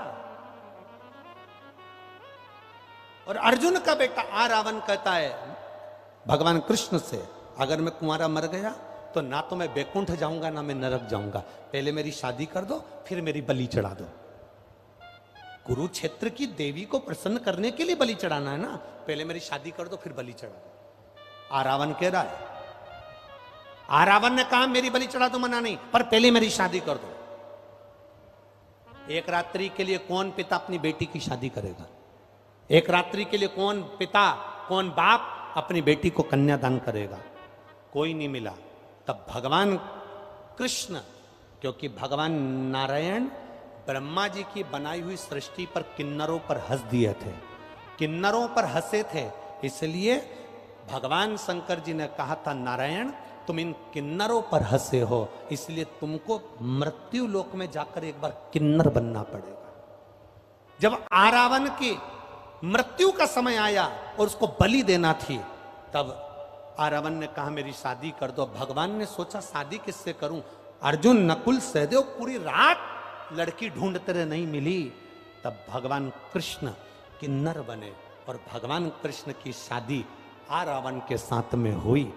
आज भी किन्नर की शादी होती है इसलिए वो मंगलसूत्र पहनते हैं, आज भी किन्नर की शादी होती है इसलिए मांग भरते हैं, आज भी किन्नर की शादी होती है इसलिए पांव में बिछुड़ी पहनते हैं। और शादी होती किसके साथ है? जिसके साथ भगवान कृष्ण की शादी हुई, आरावण के साथ। किन्नर की शादी भी आज भी आरावण के साथ, एक घड़े के साथ होती है। आरावण के साथ भगवान कृष्ण की शादी करना पड़े। कुंवारा मरने वाले को ना तो स्वर्ग मिलता है ना नरक मिलता है। गर्भ में कोई बच्चा मर गया, गर्भस्थ कोई बच्चा मर गया, जन्म लेने के बाद कोई बेटा बेटी मर गए, कुंवारी अवस्था में कोई चले गए, उनकी मुक्ति कैसे होए? तो स्वयं तुम रुका जी से चंचुला देवी ने प्रश्न करा था कि जो अधोगति में मर जाते हैं उनकी मुक्ति कैसे होगी? तुम रुका जी ने कहा उसकी मुक्ति का एक साधन है, कभी कोई भूलवश शिव महापुराण की कथा सुनकर कोई निकल कर जा रहा हो और जिस मार्ग से निकल कर जाता है उस मार्ग में जितने घर पड़ते हो, उस घर में जितनी नारियां रहती हो, पुरुष रहते हो, उनके गर्भ से कोई बच्चा मर गया, उनके घर में कोई कुंवारा मर गया, उस गांव में अगर कोई कुंवारा मर गया तो उसके निकल कर जाने से उसके शरीर की जो तरंग निकलती है उससे उन जीवों की गति हो जाती है, उनकी मुक्ति हो जाती है।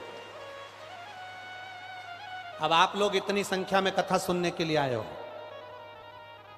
यहां से जाओगे, ऑटो में बैठोगे, गाड़ी में बैठकर अपने गांव, अपने घर, अपने मोहल्ले, अपनी कॉलोनी में जाओगे।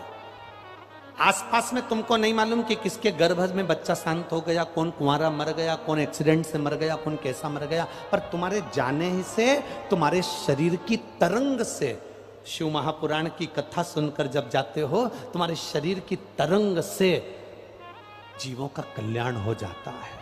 अब लाखों की संख्या में आप आए हो तो ना जाने कितनों का कल्याण तुम करते हुए चले जाओगे। ये पुण्य तुम्हारे खाते में आया, ये पुण्य तुम्हारे खाते में पहुंच गया।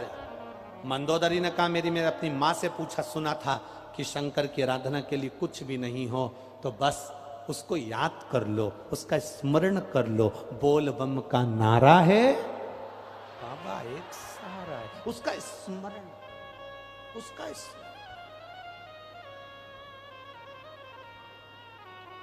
ठीक है। सीता मैया जिस वृक्ष के नीचे बैठी थी उसी वृक्ष के नीचे सीता जी स्मरण राम जी का, शिव जी का कर। समय आया, देखिए मंदोदरी के शब्द को एक कथाकार, एक वक्ता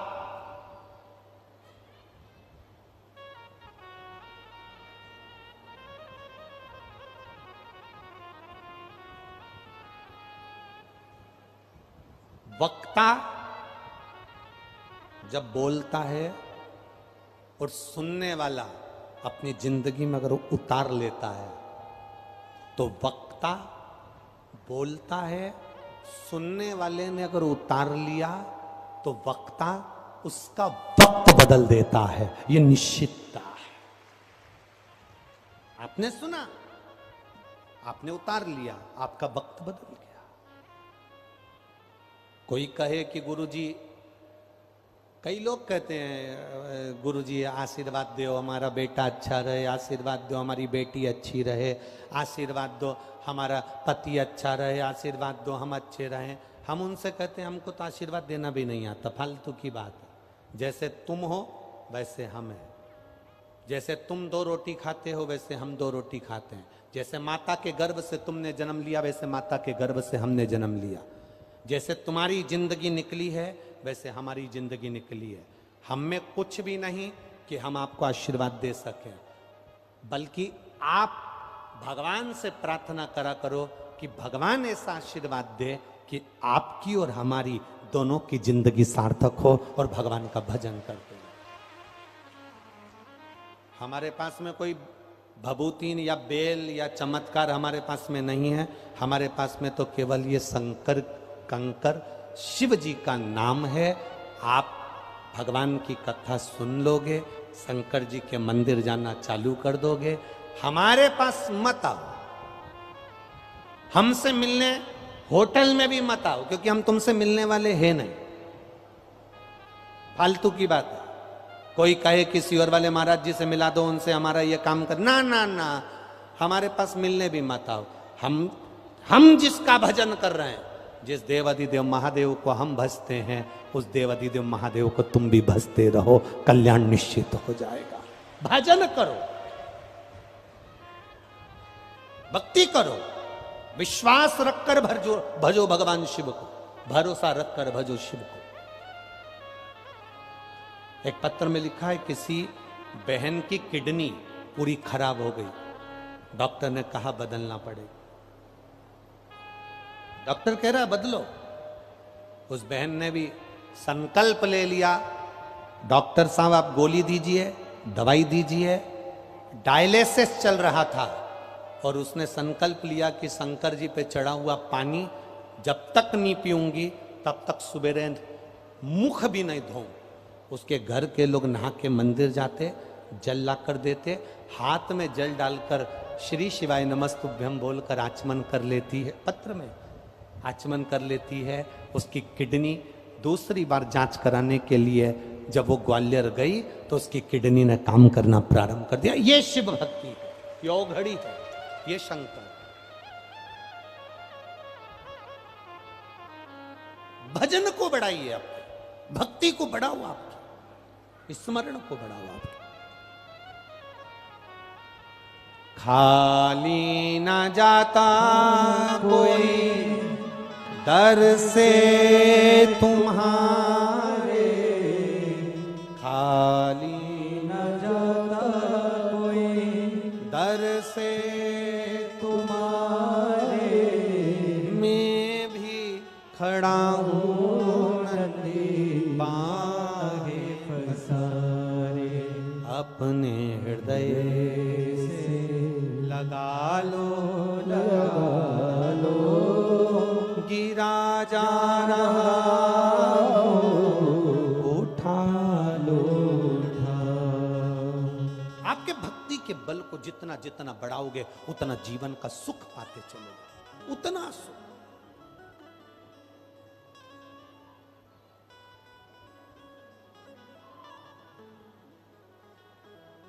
बढ़ाओ भीतर से।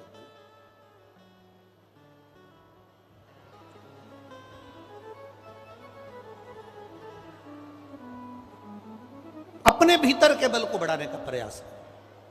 शिव तत्व कह रहा है, भगवान शंकर की कथा कह रही है। सीता जी से कहा, मंदोदरी ने, सीता जी ने उस दिन से कंकर शंकर मानकर भगवान का स्मरण किया। समय आया, राम जी पहुंच गए समुद्र के किनारे। समुद्र को पार करना था। हनुमान जी से कहा कोई विद्वान पंडित लेकर आओ जो यहां शिवलिंग की पूजन करा, पार्थिव शिवलिंग की पूजन करा, उसके लिए विद्वान ब्राह्मण ला। हनुमान जी ने जामवंत से पूछा कि विद्वान पंडित कौन है। जामवंत बोला मेरी निगाह में तो केवल एक ही विद्वान है जो लंका के अंदर रहता है, लंका का राजा रावण। विद्वान तो इतने में हनुमान जी हंसकर बोले वो तो वो आएगा यहां पूजन कराने के लिए, तुम्हारी मति मारी गई है।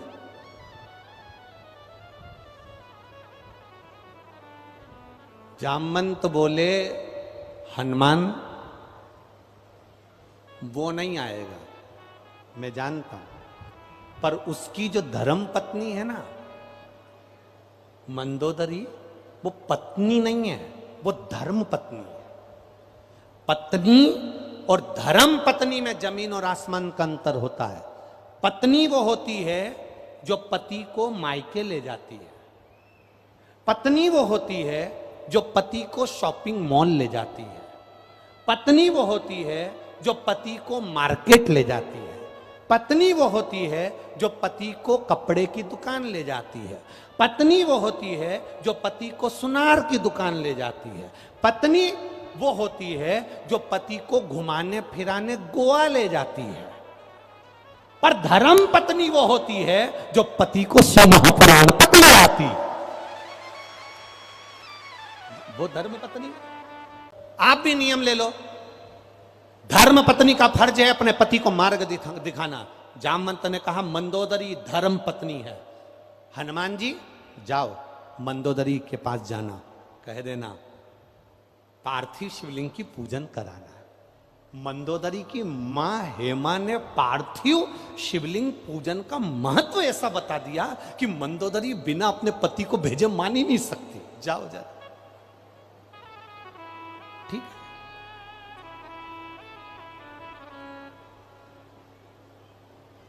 चले जाओ जाओ।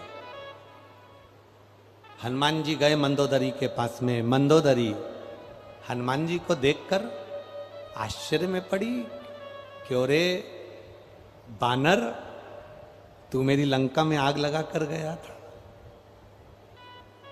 हनुमान जी बोले, मां मैंने ही आग लगाई थी। दुनिया के लोग कहते हैं मैंने आग लगाई, पर मां ईमानदारी से बोलूं, मेरी पूंछ में कपड़ा भी रावण ने बनवाया था, तेल भी रावण ने डाला था, आग भी रावण ने लगाई थी, फिर ये लंका कैसे जल गई?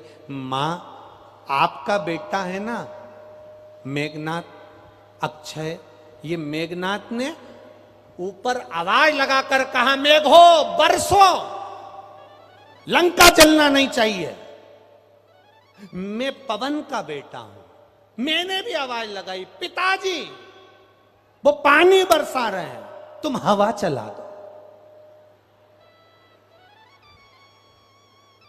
अब पवन देव आ गए, उन्होंने जलदेव से कहा, अपन दोनों सगे भाई हैं और मेरा बेटा वहां पूंछ जल रही है और तू पानी बरसा रहा है, वो लंका जलाने बैठा है। इतने में मेघ ने कहा, जल ने कहा, भैया पवन तू चिंता मत कर, गाड़ी पानी की जाएगी पर पेट्रोल भरा हुआ जाएगा। टैंकर पानी का है पर अंदर पेट्रोल भरा है। मेघनाथ को लगेगा पानी बरसा रहे, मैंने डीजल और पेट्रोल बरसा दिया, पूरी लंका स्वाहा। तो मंदोदरी कह रही है, तुमने मेरी लंका जलाई?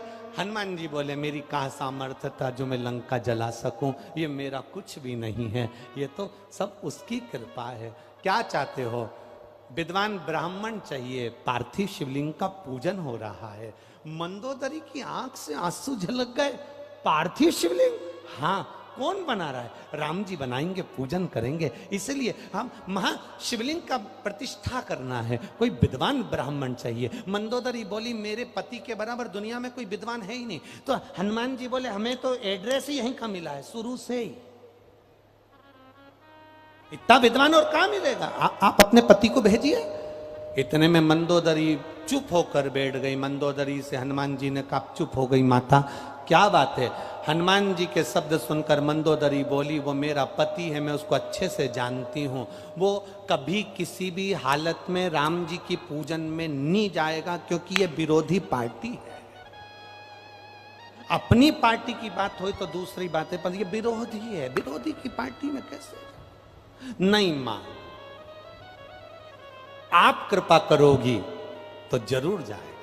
इतने में मंदोदरी ने कहा, मैं एक बार प्रैक्टिकल करके देखती हूं, तुम रुको। मंदोदरी गई और रावण के पास जाकर बोली, स्वामी आप ब्राह्मण कुल में जन्मे, आपने कभी ब्राह्मण कर्म नहीं करा। रावण कहता है, मैं मस्तिष्क पे त्रिपुंड धारण करता हूं, जनेऊ पहनता हूं, भगवान की आराधना करता हूं, ये ब्राह्मण कर्म नहीं तो और क्या है? मंदोदरी ने कहा, इसको ब्राह्मण कर्म नहीं कहते। ब्राह्मण कर्म वो होता है जजमान के यहां जाए, पूजन कराए और दक्षिणा लेके आए। रावण बोला, मंदोदरी अपने यहां कुछ कमी पड़ रही है जो दक्षिणा मंगवाने के लिए मुझे भेज रही है? मंदोदरी बोली, ब्राह्मण का कर्म तो करना चाहिए, एक बार किसी जजमान के यहाँ पूजन कराओ, दक्षिणा लेकर आओ। इतने में रावण बोला, मुझे पूजन करने कौन बुलाएगा? मैं लंकेश, मुझे पूजन करने कौन बुलाएगा? मंदोदरी ने कहा, वो तुम्हारे वो राम जी है ना, शंकर जी की स्थापना कर रहे हैं, प्रतिष्ठा के लिए तुमको बुलाया। रावण मुख घुमाकर मंदोदरी को देखे बावरी हो गई, पागल हो गई। वहां पूजन कराने जाऊंगा? मैं नहीं जाता। मंदोदरी कहने लगी, मैंने सुना था रावण बड़े विद्वान है, लंकाधिपति बड़े विद्वान है, पर मुझे लगता है कि तुम शून्य हो, तुम में विद्वत्ता नहीं है। रावण कहता है, मैं पूजन कराने जा सकता था, पूजन कराने चले भी जाऊंगा, पर एक ब्राह्मण कभी अधूरी पूजन नहीं करा सकता। तो मंदोदरी ने पूछा, मैं कौन सी बोल रही कि तुम अधूरी पूजन करा, तुम तो पूरी पूजन करा करा। रावण बोलता है, राम जी की पत्नी सीता यहाँ पर है, राम जी वहां पर हैं, ये पति पत्नी दोनों गठजोड़ा बांध के नहीं बैठेंगे तब तक प्रतिष्ठा कैसे होगी। इतने में मंदोदरी बोली, विद्वान ब्राह्मण सारी जुगाड़ जानता है।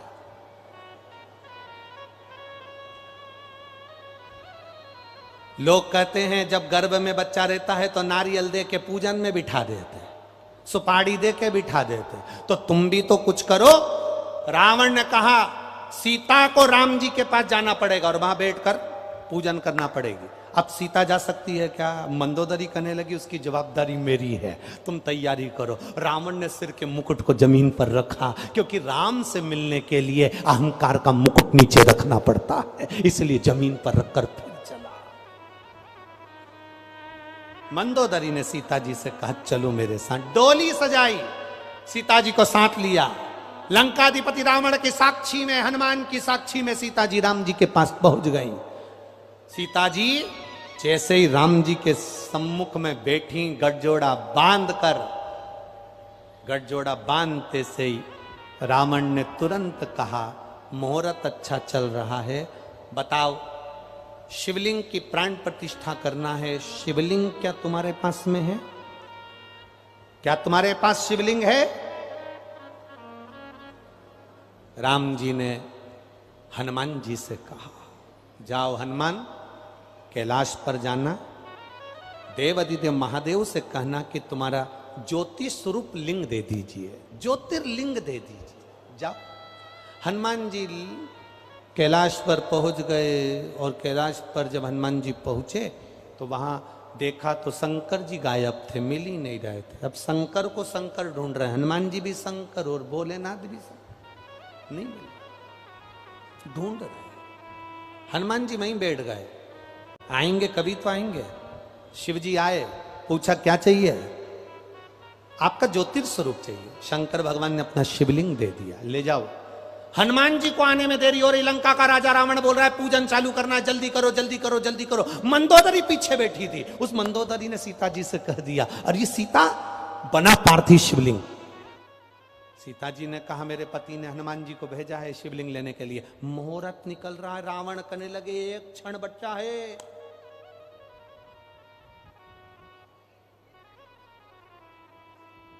ज्येष्ठ का महीना, शुक्ल पक्ष की दशमी, जिस दिन माता सीता जी ने बालू के शिवलिंग का निर्माण करा, जो रामेश्वर धाम बन गया।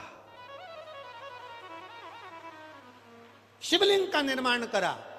रावण ने देखा मुहूर्त निकल रहा है, जल्दी पूजन करो जल्दी पूजन करो। हनुमान जी को आने में देरी थी, पूजन चालू हो गई। पूजन चालू हुई, पूजन होने के बाद में हनुमान जी आ गए। हनुमान जी ने कहा, मैं शिवलिंग लाए और आपने पूजन कर दी, थोड़ा इंतजार तो करते। राम जी बोले, ये रावण कह रहा था कि विद्वान पंडित जी कह रहे थे कि मुहूर्त निकल रहा है, इसलिए कर दी। अब हनुमान जी बोले, मैं ये शिवलिंग का क्या करूं? कुछ भी करो, इस शिवलिंग को तो मैं यहीं पे रखूंगा। तो इतने में तुरंत राम जी ने कहा, तेरी मर्जी हो तो ये सीता जी ने जो शिवलिंग बनाया है बालू रेत का पार्थिव शिवलिंग, इसको हटा दे, तेरा शिवलिंग रख दे।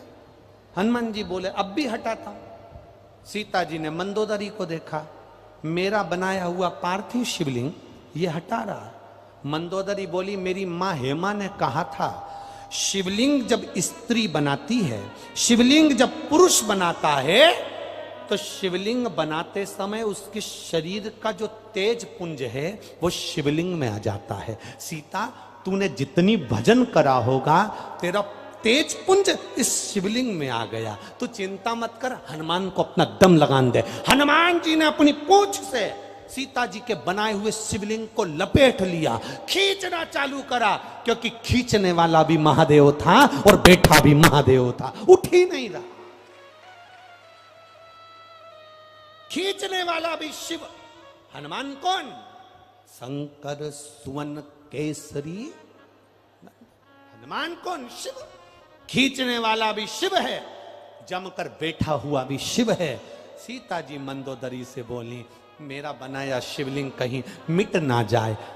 मंदोदरी बोली मेरी माँ ने कहा है पार्थिव शिवलिंग ऐसे ही नहीं बन जाता, जो बनाता है उसका भाग्य भी बनता है, और जो शिवलिंग बना है उसमें उसका तेज आ जाता है, ऐसे नहीं हट सकता। कोई साधारण है पार्थिव शिवलिंग? सावन के महीने में जितने लोग पार्थिव शिवलिंग का निर्माण करते हैं, सावन के महीने में जितने लोग पार्थिव शिवलिंग बनाकर पूजन करते हैं, कोई सहजता नहीं है। करोड़ों करोड़ों पुण्य हमारे जीवन के प्राप्त हो जाते हैं, तब शिवलिंग बनता है। हनुमान जी ने पूंछ लपेटी और रामेश्वर का जो शिवलिंग बना था, सीता जी ने उसको खींचा, शिवलिंग हिला नहीं, शिवलिंग नहीं हिला। खींच रहे हैं, नहीं हिलता। हनुमान जी मौन होकर बैठ गए। राम जी ने पूछा क्या हो गया? हिल ही नहीं रहा। सीता जी मंदोदरी को देखी, मंदोदरी बोली चुप बैठो, ये महादेव है, साधारण नहीं है। लोगों को बालू रेत लगती है, लोगों को कंकर लगता है, लोगों को पार्थिव लगता है, पर मंदोदरी कहती है मेरी माँ ने कहा था ये पार्थिव नहीं है, बनाने वाला भी शिव है और बनने वाला भी शिव है, साधारण नहीं हो सकता। यहां बैठकर आप लोग करोड़ों शिवलिंग का निर्माण 5 दिन में करोगे, करोड़ों। जब करोड़ों शिवलिंग का निर्माण करोगे तो बनाने वाला भी महादेव होगा और बनने वाला भी महादेव होगा। आप जब शिवलिंग का स्पर्श कर कर, हमने कई बार कहा है, जब आप लोग शिवरात्रि पर शिवलिंग बनाते हो, सावन के महीने में सोमवार को शिवलिंग बनाते हो, सावन के महीने में शिवलिंग बनाते हो, अधिक मास में शिवलिंग बनाते हो, हम कई लोगों को पहले भी कहे, आज भी कहते हैं, महाराज आप अपने हाथ से शिवलिंग बनाओ। ब्राह्मण देवता तो कहेंगे लाओ मैं बना देता हूं, नहीं, आप अपने हाथ से बनाओ। क्यों? ये सारी जो भाग्य की रेखा है ना, जब शिवलिंग बनाते हो, हमारे हाथ की जो बेकार रेखा है, दुख की रेखा है, हमारी कहीं बेकार किस्मत की रेखाएं होती हैं, शिवलिंग बनाते समय वो रेखाएं भी श्रेष्ठ हो जाती हैं और हमारा भाग्य बदल देती हैं। हनुमान जी नहीं उठा पाए। राम जी से कहा आप कृपा करिए। शिव जी की कृपा का भाव देखिए। राम जी ने कहा तुम चिंता मत करो हनुमान, तुम्हारा लाया हुआ शिवलिंग सीता जी के बनाए हुए शिवलिंग के पास में ही रखूंगा। सीता जी का जो शिवलिंग, सीता जी ने पार्थिव शिवलिंग जो बनाया और लंकाधिपति रावण ने जो पूजन कराई, इसको लोग रामेश्वरम कहेंगे।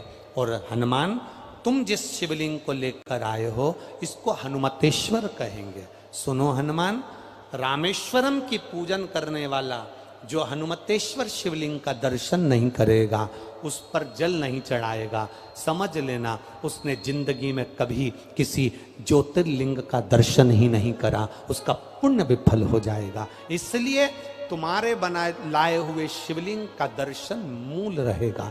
रामेश्वरम का दर्शन तो सीता जी ने बनाया इसलिए मूल है, पर तुम्हारा बनाया शिवलिंग भी मूल है। बोल हनुमतेश्वर महादेव की, वनखंडेश्वर महादेव की। तेरी चौखट पर मैं आ ही गया, मुझे दर्श दिखाना तेरा। थोड़ा समय लग सकता, लग। आप भजन में अपना मन लगाइए, आप शंकर के मंदिर में एक लोटा जल चढ़ाइए, थोड़ा समय लग जाए। लोटा भर के जल चढ़ाने में थोड़ा समय लग सकता है, पशुपति व्रत करने में थोड़ा समय लग सकता है, थोड़ा समय तुम्हारा जा सकता है, पर भगवान के शंकर के ऊपर, भगवान की शिव महापुराण के ऊपर एक विश्वास को पक्का रखना, तो ये निश्चित है थोड़ा समय जरूर लगेगा, पर फल इतना अच्छा मिलेगा कि वो फल की गणना कोई नहीं कर सकेगा। इतना अच्छा, इतना असर।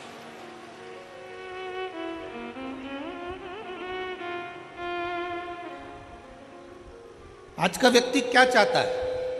तुरंत जल चढ़े और तुरंत फल मिले। हमारा निवेदन है, आप चाहते हो कि तुरंत जल चढ़े और तुरंत फल मिले, तो एक बात और याद रख लो, पुण्य का फल तुम तुरंत चाहते हो तो पाप का फल भी तुरंत ही मिलता है। इसलिए शंकर भगवान को जल चढ़ाने वाले एक बात का स्मरण रखें, जो कहते हैं कि हम शंकर को जल चढ़ाते चढ़ाते 1 साल हो गया, 1.5 साल हो गया, 3 महीना हो गया, 2 महीना हो गया, 4 महीना हो गया, 6 महीना हो गया। नहीं, चढ़ाते रहो। फाइल मोटी है, थोड़ा समय लग रहा है, मतलब पूर्व का जो पाप है तुम्हारे जल चढ़ाने से वो धीरे धीरे धीरे धीरे धुल रहा है, कट रहा है। और शंकर भगवान कहते हैं अगर पाप जैसे ही पूरा कट जाएगा, एक दिन में तेरी झोलियों में खुशी लाकर डाल दूंगा और तू आनंद में जीवन जिए। और मैंने तेरे ही भरोसे बाबा, तेरे ही भरोसे हवा बिच उड़ती जावागी, बाबा डोर तो छड़ीना में कटी जावागी। भोले मैं तेरी पतंग शंभु, मैं तेरी पतंग हवा बिच उड़ती जावागी, बाबा डोर हटो छड़ीना में कटी जावागी। फल जरूर मिलेगा, पर थोड़ा समय लगेगा। जल चढ़ाने में शर्म ना करो, शिव के मंदिर जाने में शर्म ना करो।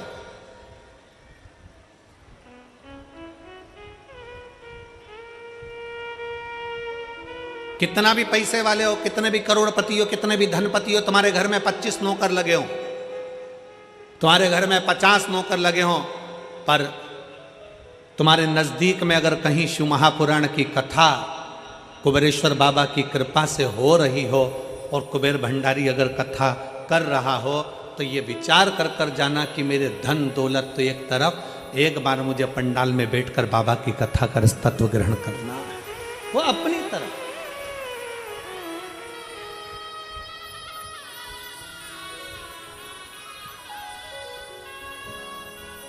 जल चढ़ाने में शर्म नहीं, मंदिर जाने में शर्म नहीं करना चाहिए।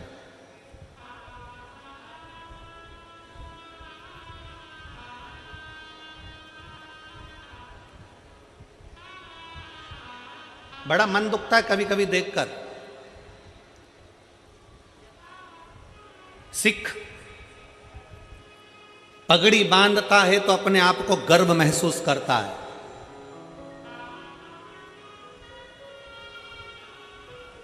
सिख पगड़ी बांधता है तो अपने आप को गर्व महसूस करता है,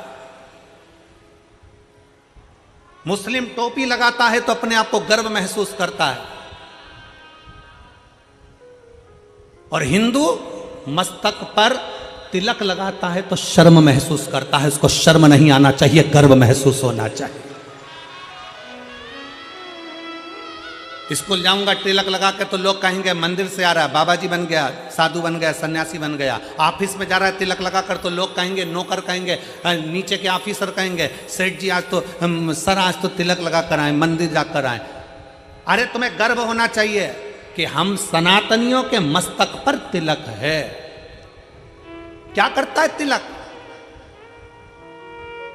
क्यों साधु सन्यासी तपस्वी साधक संत ब्राह्मण गुरुजन तपस्वी जन, क्यों चाहे ब्राह्मण पूर्व का देख लो, चाहे क्षत्रिय देख लो, चाहे वैश्य देख लो, चाहे शूद्र देख लो, पूर्व के सन्यासी तपस्वी साधक उपासक जितने सनातन धर्म को मानने वाले हैं वो मस्तक पर तिलक लगाते थे। तिलक क्या देता है, क्या प्रदान करता है? शिव महापुराण की कथा कहती है तिलक क्या देगा। कभी ट्रेन में सफर कर कर देखना और माथे पर तिलक लगाकर ट्रेन में सफर कर कर देखना, ट्रेन की सीट भरी पड़ी होगी, अगर तुम्हारे मस्तक पर तिलक लगा होगा तो थोड़ा न थोड़ा खसक कर लोग तुम्हें बिठा ही देंगे उस तिलक के बल पर। जब तिलक ट्रेन में सीट दे सकता है, जब तिलक बस में जगह दे सकता है, तो मस्तक का तिलक एक ना एक दिन तुम्हें परमात्मा का दर्शन भी करा ही देगा, ये निश्चित है। तिलक लगाने में गर्व महसूस करिए, त्रिपुंड लगाने में गर्व महसूस करिए। मस्तक पर तिलक लगाने में एक गर्व की अनुभूति होना चाहिए। तुम डॉक्टर बन जाओ, कलेक्टर बन जाओ, एसपी बन जाओ, एसएसपी बन जाओ, कमिश्नर बन जाओ, तुम्हारी मर्जी पड़े जिस पद पर बैठ जाओ, जिस पद पर बैठे हो उस मूल पद पर, बड़े से बड़े औहदे पर बैठकर भी अगर आप मस्तक पर तिलक लगा रहे हो तो आप हजारों को प्रेरणा दे रहे हो कि इतना बड़ा कलेक्टर होकर, इतना बड़ा एसएसपी होकर, इतने बड़े कमिश्नर होकर तिलक लगाते हैं तो छोटों को प्रेरणा मिलती है कि हम भी लगाएं। एक गर्व उत्पन्न होता है, एक गर्व महसूस होता है। और कितना गर्व होता होगा, भारत के प्रधानमंत्री जब केदारनाथ जी में जाकर त्रिपुंड लगाते होंगे, भारत के प्रधानमंत्री जब काशी में जाकर त्रिपुंड लगाते होंगे, भारत के प्रधानमंत्री भी जब गले में रुद्राक्ष की माला पहनते होंगे तो कितने सनातनियों को जागृत करते होंगे कि कोई सनातनी है जो तुम्हें जगा रहा है। वो त्रिपुंड लगाकर मस्तक पर तुमसे ये नहीं कहेंगे कि तिलक लगाओ, वो गले में रुद्राक्ष की माला पहनकर तुमसे नहीं कहेंगे प्रधानमंत्री जी की गले में रुद्राक्ष की माला पहनो, पर वो मस्तक पर त्रिपुंड लगाकर गले में रुद्राक्ष की माला पहनकर लाखों करोड़ों को एक मार्गदर्शन करेंगे कि जब मेरे जैसा इतना ऊपर बैठने वाला भी किसी से डरता नहीं और मस्तक पर त्रिपुंड और तिलक लगा सकता है तो तुम किससे डरते हो? तुम भी अपनी जिंदगी सहजता से जियो। तुम किससे डरते हो?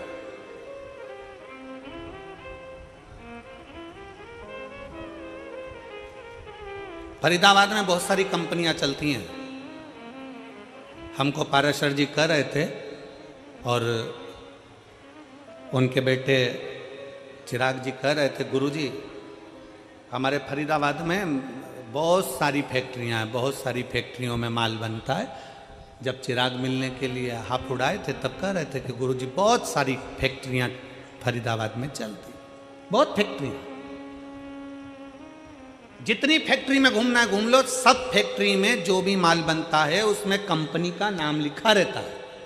क्यों बेटा चिराग, सही है पाराशर जी?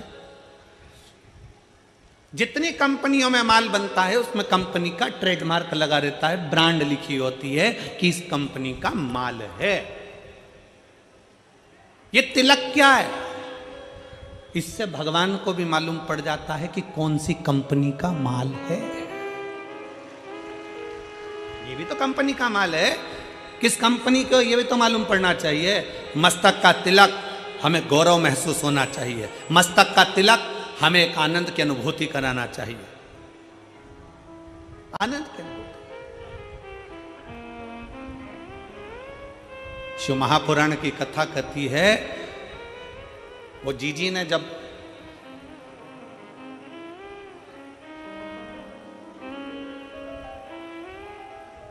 दीपावली के एक दिन पहले, छोटी दिवाली के दिन उन्होंने कहा कि गुरुजी भगवान देने में बहुत देरी कर देता। हम कहते भगवान को धन्यवाद दो कि देने में देरी कर रहा है, जल्दी देगा तो जल्दी ले लेगा, थोड़ा देने में देरी कर। एक पत्र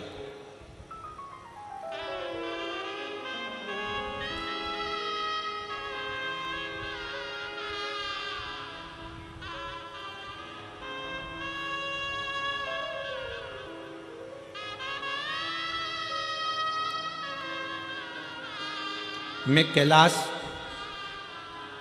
तहसील 6 गुआ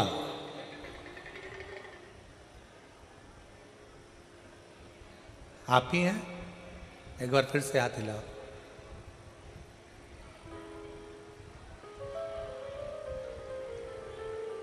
आ जाइए, एक बेलपत्र ले जाइए, आ जाइए। एक बार वापस हाथ हिलाओ। ठीक है, आ जाइए।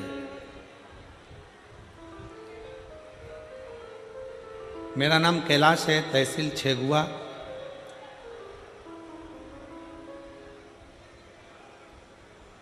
जिला खंडवा का रहने वाला हूं। मेरा बेटा आयुष जो नीट की MBBS डॉक्टर की तैयारी कर रहा था, कुछ कारणों से 2 साल से लगा हुआ था पर नहीं हो पा रहा। मेरे बेटे को लेकर मैं कुबरेश्वर बाबा के यहाँ सीहोर गया, विनती करी, और उस दिन से मैंने नियम ले लिया, बाबा जब तक मेरा बेटा डॉक्टर नहीं बनता तब तक मैं तेरी कथा नहीं छोड़ूंगा। जहां कथा होगी वहां जाऊंगा जरूर, चाहे कुछ भी हो जाए। गुरुदेव, मेरे गांव के लोग मुझसे कहने लगे, कोई ऐसा होता है कि कथा के पंडाल में बैठकर कथा सुनो और बेटा डॉक्टर बन जाता है? गुरुजी, आप कहते हो ना व्यासपीठ से कि बच्चे से कहो कि पूरी मेहनत करे, मेहनत को 4 गुना करे, और शंकर को एक बेलपत्री शहद चढ़ाकर अवश्य जाए। मैंने अपने बच्चे से कहा, बेटा आज से नियम ले ले कि तू अपनी मेहनत को 4 गुना बढ़ाएगा। अपना परिश्रम पूरा करना, मेहनत पूरी करना, कर्म पूरा करना। सियोर वाला महाराज कहता है कि मेहनत 4 गुना बढ़ाओ, अपनी लगन 4 गुना बढ़ाओ, अपनी पढ़ाई 4 गुना बढ़ाओ, उसके बाद शंकर का भजन करो। अपने बेटे से कहा कि तू पढ़ने में लग जा, मैं पंडाल में बैठकर कथा सुनूंगा, जब तक तू डॉक्टर नहीं बन जाता तब तक मैं कथा सुनता रहूंगा, तभी तो बाबा सुनेगा। गुरुजी, सीहोर से नियम चालू करा, कथा सुनते सुनते सुनते सुनते सुनते सुनते 15 कथा हो गई, और 15 कथा हुई, और आज मेरा बेटा डॉक्टर हो गया। मैं बाबा को धन्यवाद देने के लिए आया। 15 कथा मैं क्रमशः सुनता रहा, और मेरे बेटे का नीट में MBBS के अंतर्गत वो पास हो गया, और उसको सरकारी कॉलेज भी मिल गया, और सरकारी कॉलेज मिलने के साथ में आज मेरा बेटा डॉक्टरी की पढ़ाई कर रहा है। मैं शिव जी को धन्यवाद देने के लिए। एक लाइन अच्छी लिखी है, आप और हम गुनगुनाते। मेरे बाबा तेरी नौकरी सबसे बढ़िया है, सबसे खरी। भोले बाबा तेरी नौकरी सबसे बढ़िया है, सबसे खरी। तेरे दरवाजे की चाबी सबसे बढ़िया है, सबसे खरी। जब से तेरा गुलाम हो गया, तब से मेरा भी नाम हो गया। जब से तेरा गुलाम हो गया, तब से मेरा भी नाम हो गया। एक बार जोरदार ताली बजाओ। कह रहे हैं आस छोड़ दी थी बच्चे ने, पर विश्वास पूरा रखा। आज मेरी 15 कथा हो गई, और मेरा बेटा का डॉक्टर में सिलेक्शन हो गया। मैं बाबा मिल गई मुझे को चौखट तेरी, सबसे बढ़िया है, सबसे खरी। भोले बाबा तेरी नौकरी सबसे बढ़िया है, सबसे खरी। एक विश्वास, एक भरोसा, एक दृढ़ता। लोग कहते हैं कि पंडाल में बैठकर कथा सुनने से क्या होता है। हम कहते हैं एक बार दिल से तो सुनकर देखो, दिखावे से नहीं। ये मेरी हरियाणा की जीजियों और मेरे हरियाणा के जीजाओं, मेरी बेटियों, मेरे बेटाओं, मेरी माताओं, मेरे भाई, दिखावे से नहीं। 5 दिन की शिव महापुराण की कथा है। 4 तारीख से चालू हुई, 8 तारीख को विराम हो जाएगी, फिर 11 तारीख से 17 तारीख तक उत्तर प्रदेश पीलीभीत में प्रारंभ हो जाएगी। दोपहर में 2 बजे से 5 बजे तक वहां कथा चलेगी।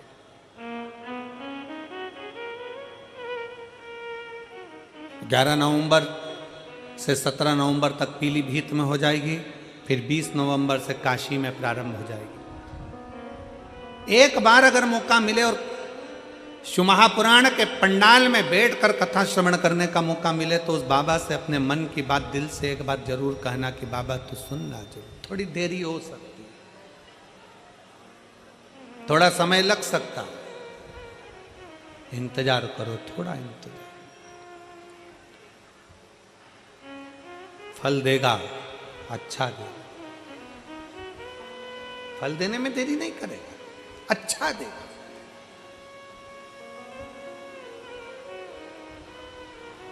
थोड़ा इंतजार करो।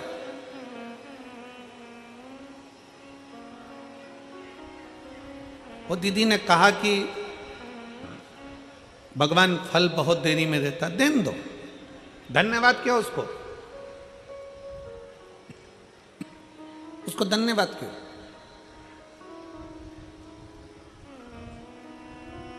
थोड़ा समय भले लग जाए, एक मां गर्भ में बच्चा होता है तो भगवान से कहती है भले समय लग जाए पर बच्चा स्वस्थ देना, उसको कोई बीमारी मत दे देना भगवान, उसको अच्छा दे, थोड़ा समय लग जाए फिर फल अच्छा दे।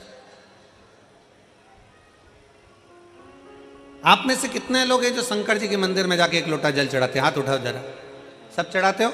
रखो रखो रखो, वापिस रखो, बहुत बहुत साधुवाद है, चढ़ाना चाहिए। किसी को 1 साल हो गया, किसी को 3 महीने हुए, किसी को 6 महीना हुआ, किसी को 2 साल हो गया, किसी को 5 साल हो गया, किसी को 4 साल हो गया।